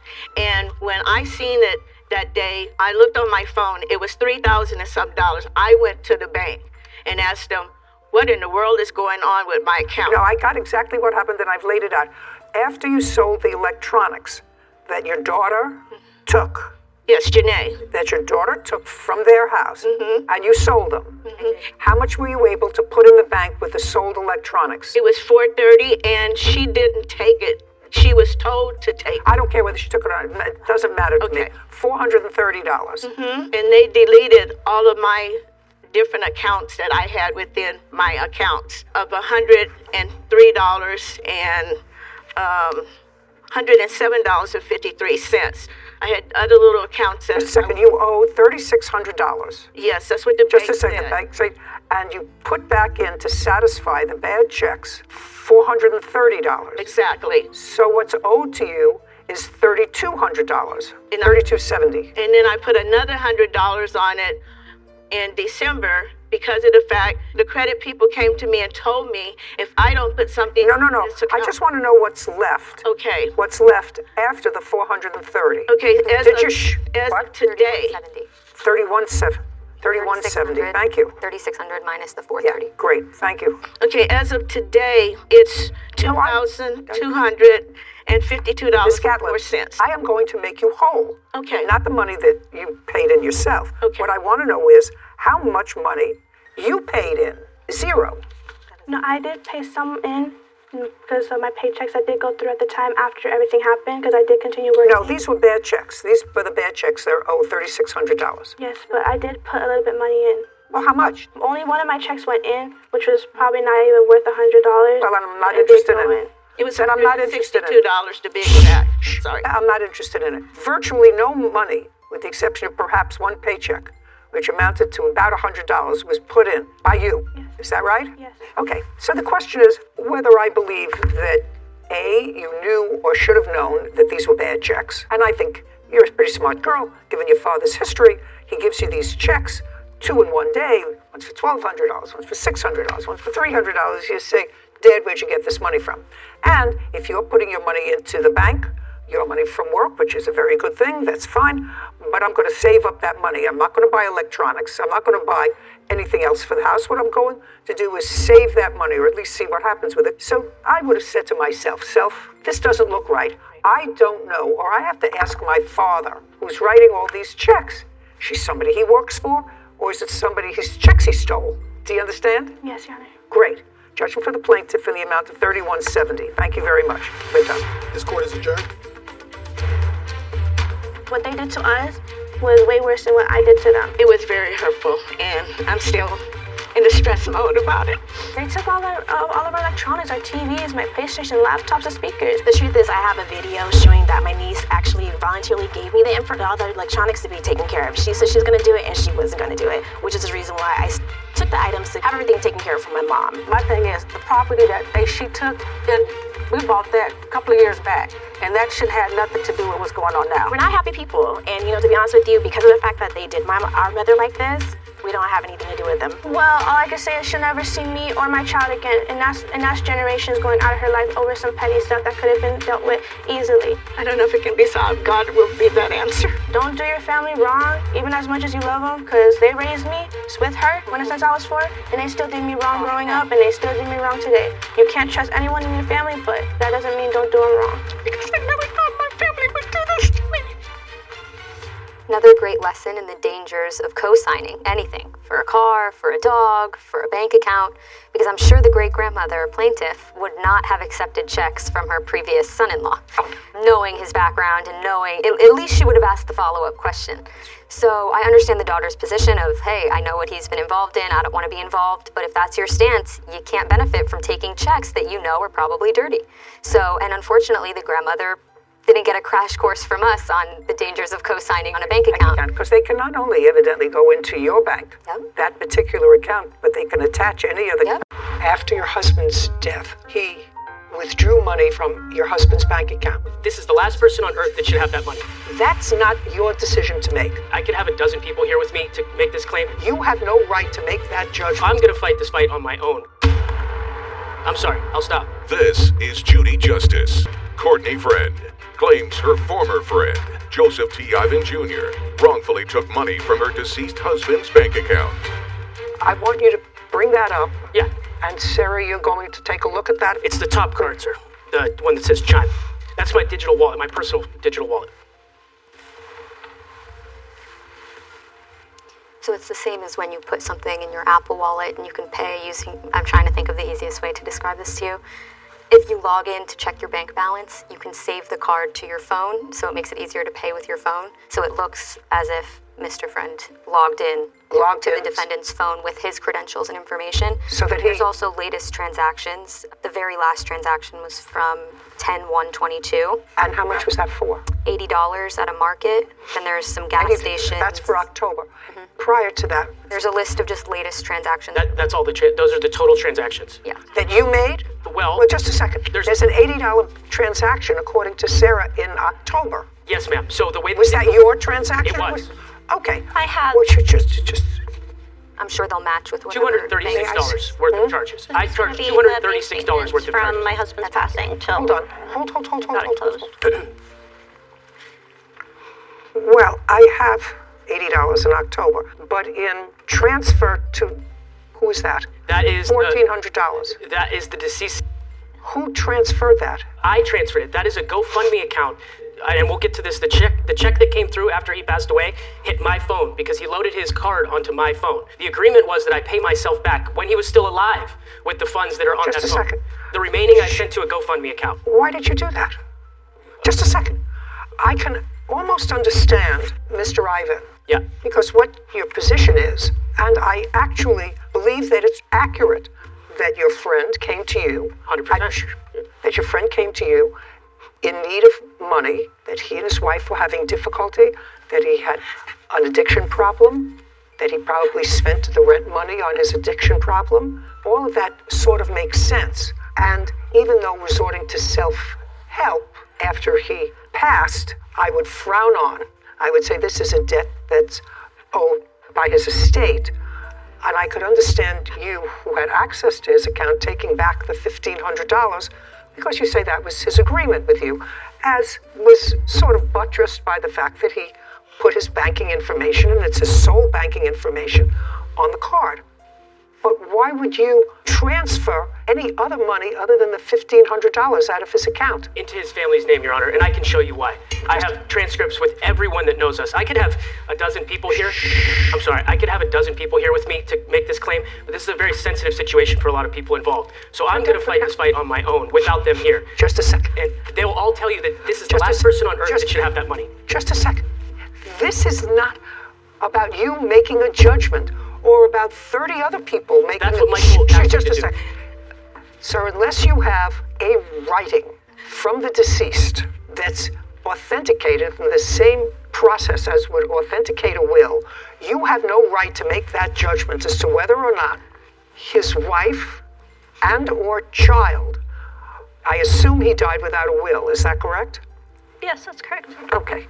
So under the laws of practically every state, if you die intestate, which means you die without a will, there's a certain order of people who inherit your money. Your spouse, your children, it goes sort of in order. There's a pecking order. You have no right to amend that. You actually don't even have a right to repay yourself after he's dead. You have no right to do that. But I could actually understand your sense that unless you paid yourself, you weren't going to get your money back. I can understand that. But whatever your intentions were, sir, you have no right to do anything else with the money in that bank account. May I? Am I making myself clear? I hope so. Is that clear? Yeah? Brought me right back to Will's Trust and Estates, so yeah. Right. Go ahead. Your Honor, Michael and I had an agreement, okay? So whether or not... Sure, just a second. You and Michael had an agreement that you made a loan to him in the amount of $1,500, and in order to secure your repayment, I read your answer, sir. Yeah. He gave you his account number, and according to you, he said, when I get paid, you can take the money back that you loaned to me. That's $1,500. May I continue? I've only used $236. That's all that I've used. $236, and I can show you the math here on this spreadsheet, but let's start with $1,500. $845 he paid back to me on August 24th, a week later. Oh, okay, hold on a second. So, $1,500. That's right. And he paid you back what? $845 on August 24th. Good for him. Right. Did he pay you back by By Michael, just listen to me. Don't play. Did he pay you back by coming to your house and giving you the money? Or Digitally. He paid you back digitally? That's right. May I see that, please, Kevin? Using my phone. So now he owes you $655. That's right. Okay. Kevin, I'd like you to show this to the plaintiff. Have you seen this? No. Okay, I'd like to show this to the plaintiff. So Mr. Ivan acknowledges that your husband, Miss Friend, pay attention, that your husband paid him back more than half of what he had borrowed. Now, then you took back, Mr. Ivan, from the account, how much money? $236. No, that's not true. Shh. We can go line by line. That's a debit, not a credit. He sent the $1,400 $100 from Michael's to the go. account. Just a second. You can't do that, sir. I have a baby. Listen to me. You were there. You provided a shelter for Michael To get away when from he her. was. That's right. I'm sorry. I'll stop. Courtney Friend has accused her former friend, Joseph T. Ivan Jr., of stealing money from her deceased husband's bank account. Which of these charges? There's an $80 charge, a $60. Are those your charges? Yes. Okay, hold on. 140. Just a second. 145. Yes. A 7735. Yes, and that's it. Those four. What about Cash App? That's the digital transaction that you just had. Oh, an 845. Got it. I'm still owed $390. Okay. Now, how much money do you allege, and I'm going to give this to you, or give you, you must have this. How much money do you allege that he took out of the account? I'm asking for $2,700. I don't care what you're asking for. That's irrelevant to me what you're asking for. How much money do you allege he took out of the account? I think he took way more than what he's saying. Oh, well, I don't care what you think. It's proof right there. I don't. Other than the $1,400, which he says he transferred to the GoFundMe page, did you receive for your daughter any part of this $1,400 that came from a GoFundMe page? I have not, no. Okay. Just a second. Okay. But the GoFundMe page was subsequent to your husband's death. Is that right? Yeah. Who started the GoFundMe page? It was my husband's. So this money did not belong to your husband. This money was not money from your husband. This money was started by somebody else, not the defendant, and somehow ended up in your husband's bank account. Am I getting that right? No. Well, what's this 14? How did it end I up? transferred it from. That's Michael's bank account ledger that's attached to my digital wallet. I understand. And it's going to the GoFundMe. A GoFundMe is a special account that's set up in a tragic. I know exactly what it is, but what I'm not following is why would it not be in this? It is. He's saying that is a to, not a receiving. That's a debit, not a credit. He sent the $1,400 $100 from Michael's to the account. just a second. Oh, you can't do that. Sorry, sir. You can't do that. So you took out money that didn't belong to you because at best case scenario, you're still owed $400. $392. Yeah, okay, $400. You were still owed $400, and you withdrew $1,400 of Michael's money and sent it to the GoFundMe page. Yeah, because of the fact that the last person on earth that Michael would want to have that money is this person right now. That's not your judgment to make, sir. That's fine. Just a second. That's not, listen to me. I tried to explain to you what the laws of intestacy are in this country. If you die without a will, there are certain people who get your money, whether the deceased hates them, wasn't talking to them, it doesn't make any difference unless he and his wife are separated by a lawful separation order by the court. She and his daughter are entitled to this money, and it's not up to his best friend or his best friend's friends or other people to say he was angry with her, she threw him out. Whatever the reason that you're saying Michael would want the last person to receive any money from this GoFundMe page is the plaintiff, that's not your decision to make. You took back some of your own money, he paid you back some, you may get skunked for $400. I don't want it. Just a second, you may get You may get skunked for $400, but if you sent this money to a GoFundMe page and that was $1,400 For the family's name, Your Honor. you can't do that. That's fine. I did You it because can't Michael would not do want her to have it, so I gave it to his family. Okay, well, you can't do that, sir. I have a baby. Shh. I'm not faulting you emotionally, sir. Yeah. Listen to me. You were there. You provided a shelter for Michael To get away when from he was. That's right. I'm sorry. I'll stop. That's a fact. It's just the truth. Judgment for the plaintiff in the amount of $1,400. We're finished. This court is adjourned. It doesn't matter. The woman's a fraud. She's a fraud. That money should not be going to her. She's the last person on earth if this gentleman wanted to have that money. I'm happy. I'm happy that she sided with me, listened to me, and Well, that's all she cares about is money. That's what this is all about. knew that that was not right, because it's not. I mean, what kind of person would Courtney's out for money. Always was in the relationship. take money from a new mom, someone who's grieving? It's been such a mess, and I feel good about this. Because I'm the only one who would do the right thing with it, and he knew that. He was very defensive. He was very defensive and very hateful. I'm the great guy. He'd want me to fight the good fight. All good. He shouldn't have took anything from me. I've already lost so much. Happy it's over. I've lost my best friend, my husband, the love of my life, and the father of our new child. It's not okay. He caught me in a very vulnerable state. That case, for as tragic as it was, and I really felt for the plaintiff, brought me right back to wills, trust, and estates, and the basic, 3 rules: age of majority, of sound mind, and a writing. And it's just really unfortunate that the plaintiff's husband didn't have one. If I were to venture a guess, I would say that most people, when they're under 40, don't have a will. Yeah. He was a new father, baby. Makes it all that much more important. Yeah, it does, but he was a new father with a cocaine addiction. Yeah.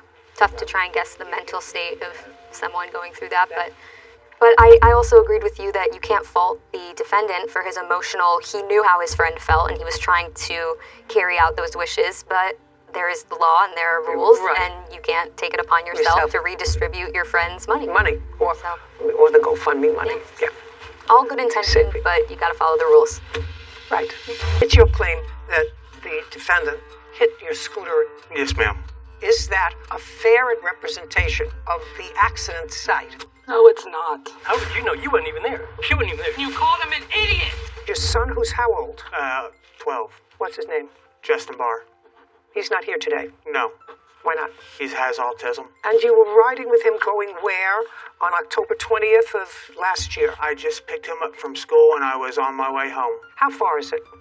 The school is less than a half a mile from my home. Do you pick him up every day? Most of the time, yeah, but since this accident, I have not picked him up since. Mom does. So there's a car available to Yes. pick him up. It's your claim that the defendant, while acting negligently, hit your scooter and damaged it.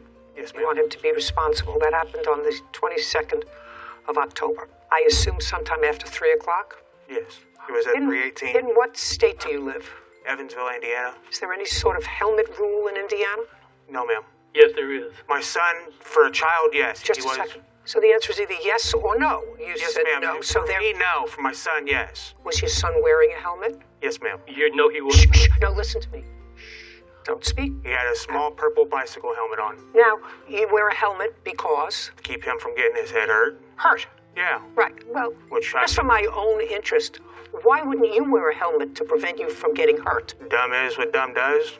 Well, that would be an answer, because that sounds sort of reckless to me. Yes, ma'am. I wear a helmet now. And I'm not so sure your son was wearing a helmet on the 22nd of October either, sir. So I want you to be very, very careful when I ask you this question again. Are you positive that your son was wearing a helmet on the 22nd of October?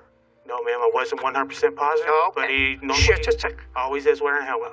Okay. On your way home, I understand you have some sort of a chart to try to explain to me what the accident was. This is your version of the accident. So you want to step over there, Mr. Klinghoffer?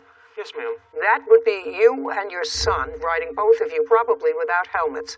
And it looks, that's your version, and it looks I as was if... sitting in traffic. Just a second. Sorry. And it looks as if there's a lot of traffic. Yes, ma'am. So a lot of traffic, no helmets. You're on your way home, and go ahead. I was just sitting in traffic here, waiting for the train to clear, and he comes out his driveway and backs right into me. Okay. No horn, no regard of me being there. Wait 1 second. On the other side, this is your chart. Yes, ma'am. On the other side of where the defendant's driveway is, which I assume is the blue car, that's his driveway, is that a street? Yes, ma'am. Do you know where I'm talking about? Yes, Point to where I'm talking about. This is a street Yes, called... that's a street. Yes. And that's a street that has cars. Yes, ma'am. Right. So one would say you should not be in that intersection. Well, Just a second. One would say, even in your chart, you should not be in that intersection. You should be either have enough room in front or wait until the traffic moves, because you're stuck in the middle. So a car can't move out of... I was actually sitting about right here. Well, this is your chart. Yes, ma'am. So you indicate that that chart is not absolutely correct. No, it's and not. That your scooter was right behind the three cars. Behind these three cars here. But still in the intersection. Yes, ma'am. Just a second. We was coming to a rolling stop as the arms were coming down, so I didn't know where I was going to stop at, so I was rolling with traffic. And the vehicle that was in front of me was also pulling a trailer, and I couldn't see around it. It was a big box trailer. So you couldn't see what was in front of you? No, I could not. And I got as far away from his driveway as I possibly could.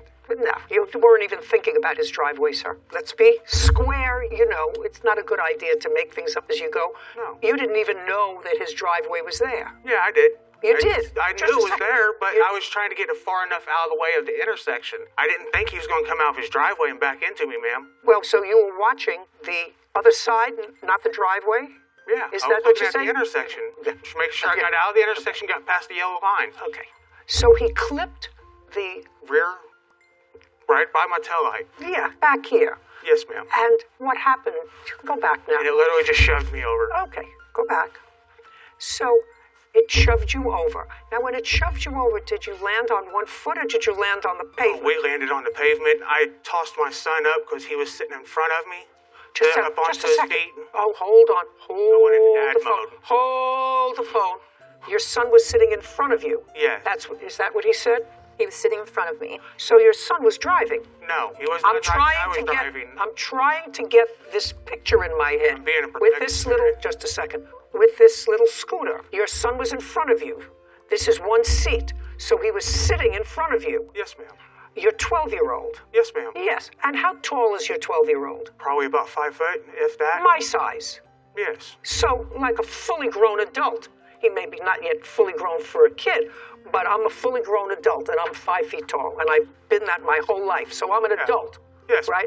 Okay, so your adult child is sitting in front of you, you're sitting behind him. Yes. Now I want you to explain to me, hold out your arms. I want you to explain to me how your son is in front of you, you're behind him in the back part of this seat, and you're driving.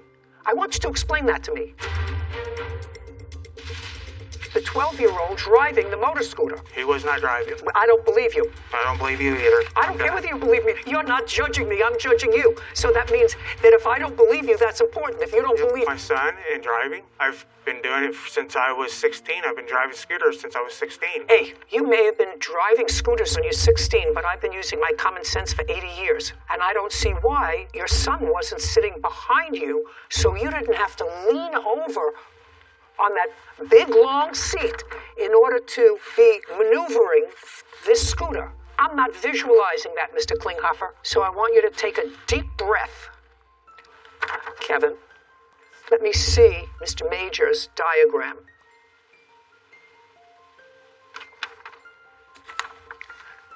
So I want you, your son is sitting in front on the seat. You're sitting in the raised portion behind him. I want you to put that down there. Sitting back there in the raised portion makes me sit up much higher than him.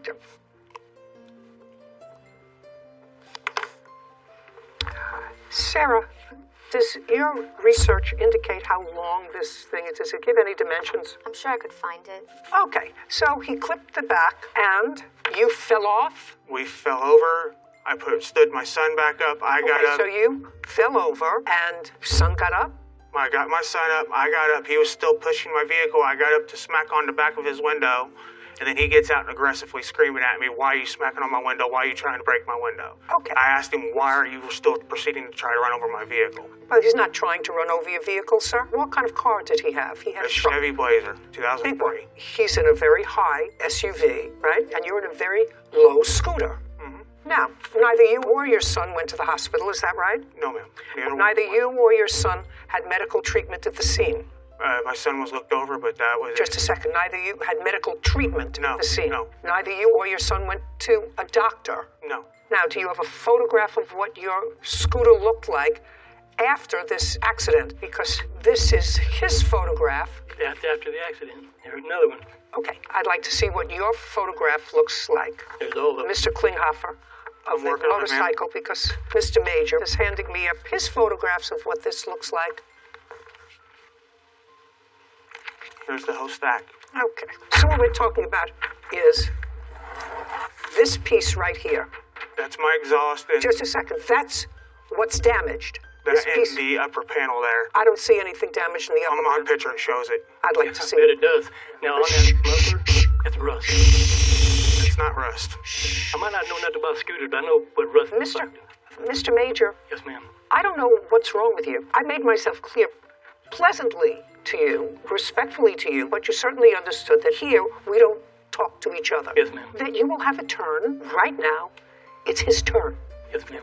And Your Honor, that wheelbase is 50 inches, so about 4 feet wheel to wheel. Okay, so let me see.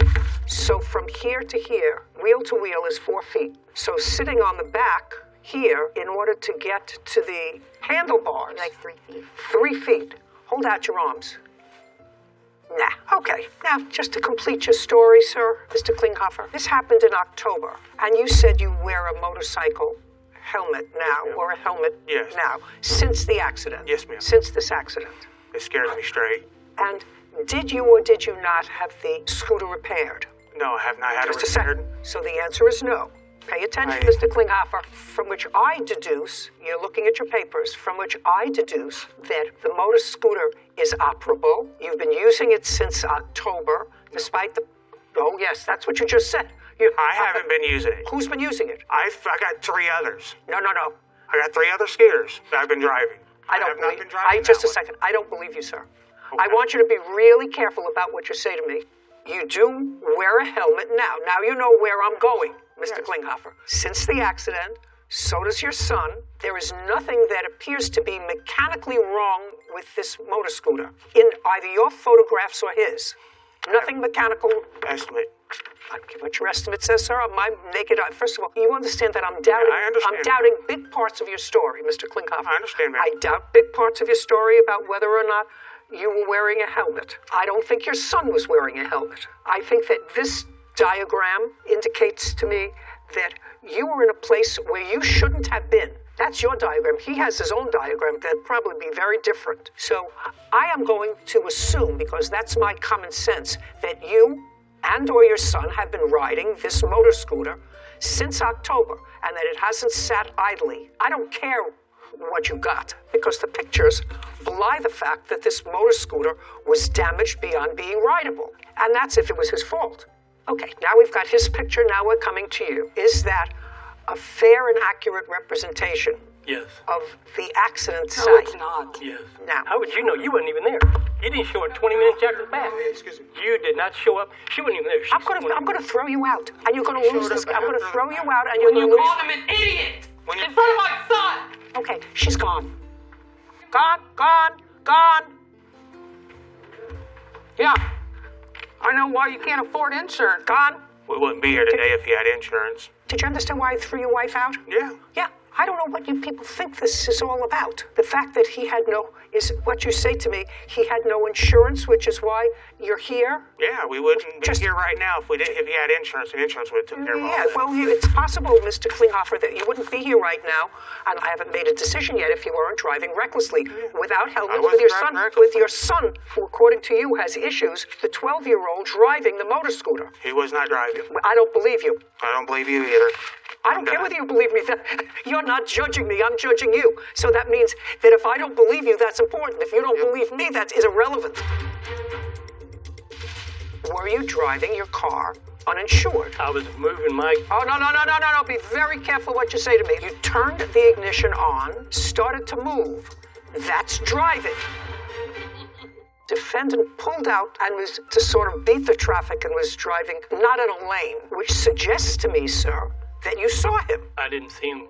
Well, how do you know that he pulled out? When I was backing out of the car that's adjacent there, he waved me out. You mean the car? Behind. Go over there. I know what you're talking about, just so that we're clear.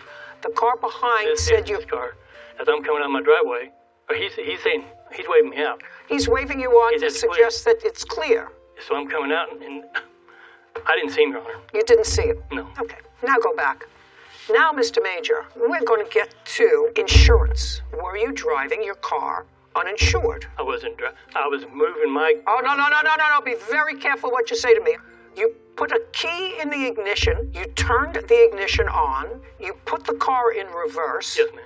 Started to move. That's driving. Yes, ma'am. And driving far enough into the street so you weren't on your property. No, my car was still... Oh, no, Mr. Major. Mr. Major, you said that that's a fair and accurate representation of the accident That's scene. my driveway. The back of your car is not in the driveway. The back of your car is in a public street. That's Right, what you I said. would know Yeah, that. he was...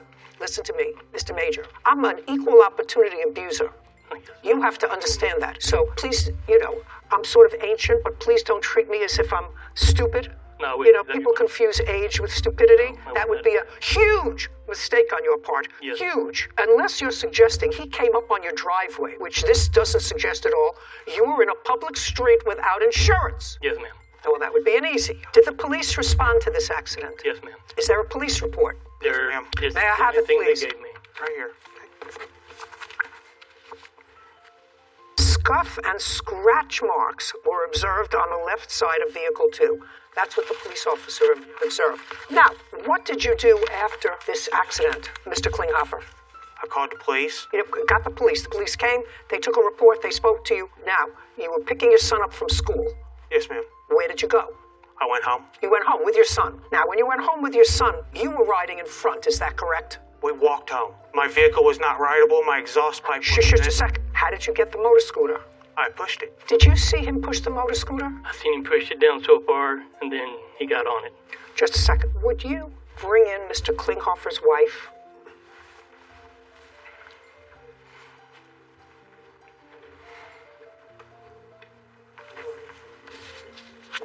This way.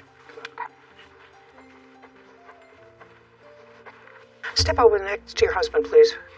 Were you at home when your husband came home with your son after this accident? He actually called me. Just a second. I said, were you at home? Yes, I was at home. Who else was home with you? My brother and my friend. You say your husband called you and he told you about the accident? Yes. And what did you do? Me and got in the car and we pulled up and I parked in the middle of the street. Go over to that chart and show me where you pulled up.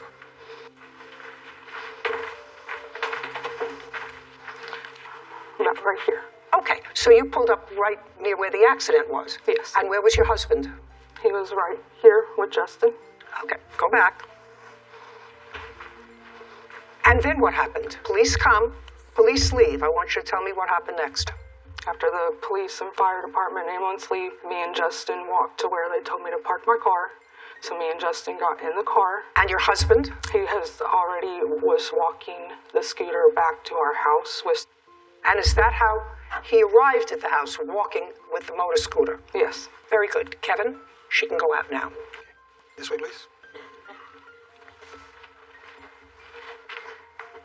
Now, as soon as Kevin gets back, we're going to take a look at your estimate.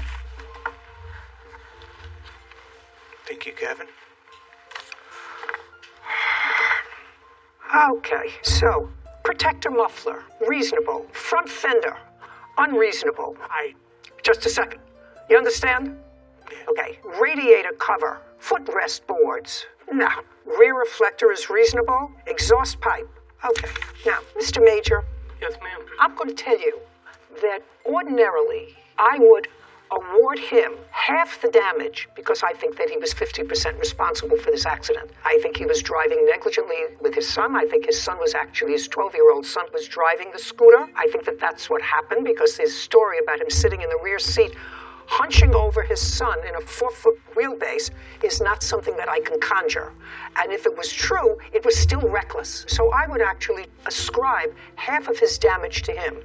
I'm not, and I'm going to tell you why. Because if there was a lot of traffic, you are at least partially responsible for not being more cautious. You're driving in a big car, there was somebody behind you because you did in fact hit them. And you have to be very cautious when you're driving a big car. The reason I'm ascribing all the damage to you, sir, is because you had no insurance. And nobody belongs on the road without insurance. And there has to be a penalty when you're driving without insurance, just like when you were driving without a license. Do you require a license? Just a second. Hey! Where you live, which Sarah can check, do you need a driver's license to ride a scooter on the street? No, you need an endorsement for a Class B scooter. A what? An endorsement for a Class B scooter. Okay. Do you have that? Yes, ma'am. Does your son? No. Your son was driving. Your case is dismissed. We've finished here. Thank you very much. My son was not driving. Court is adjourned.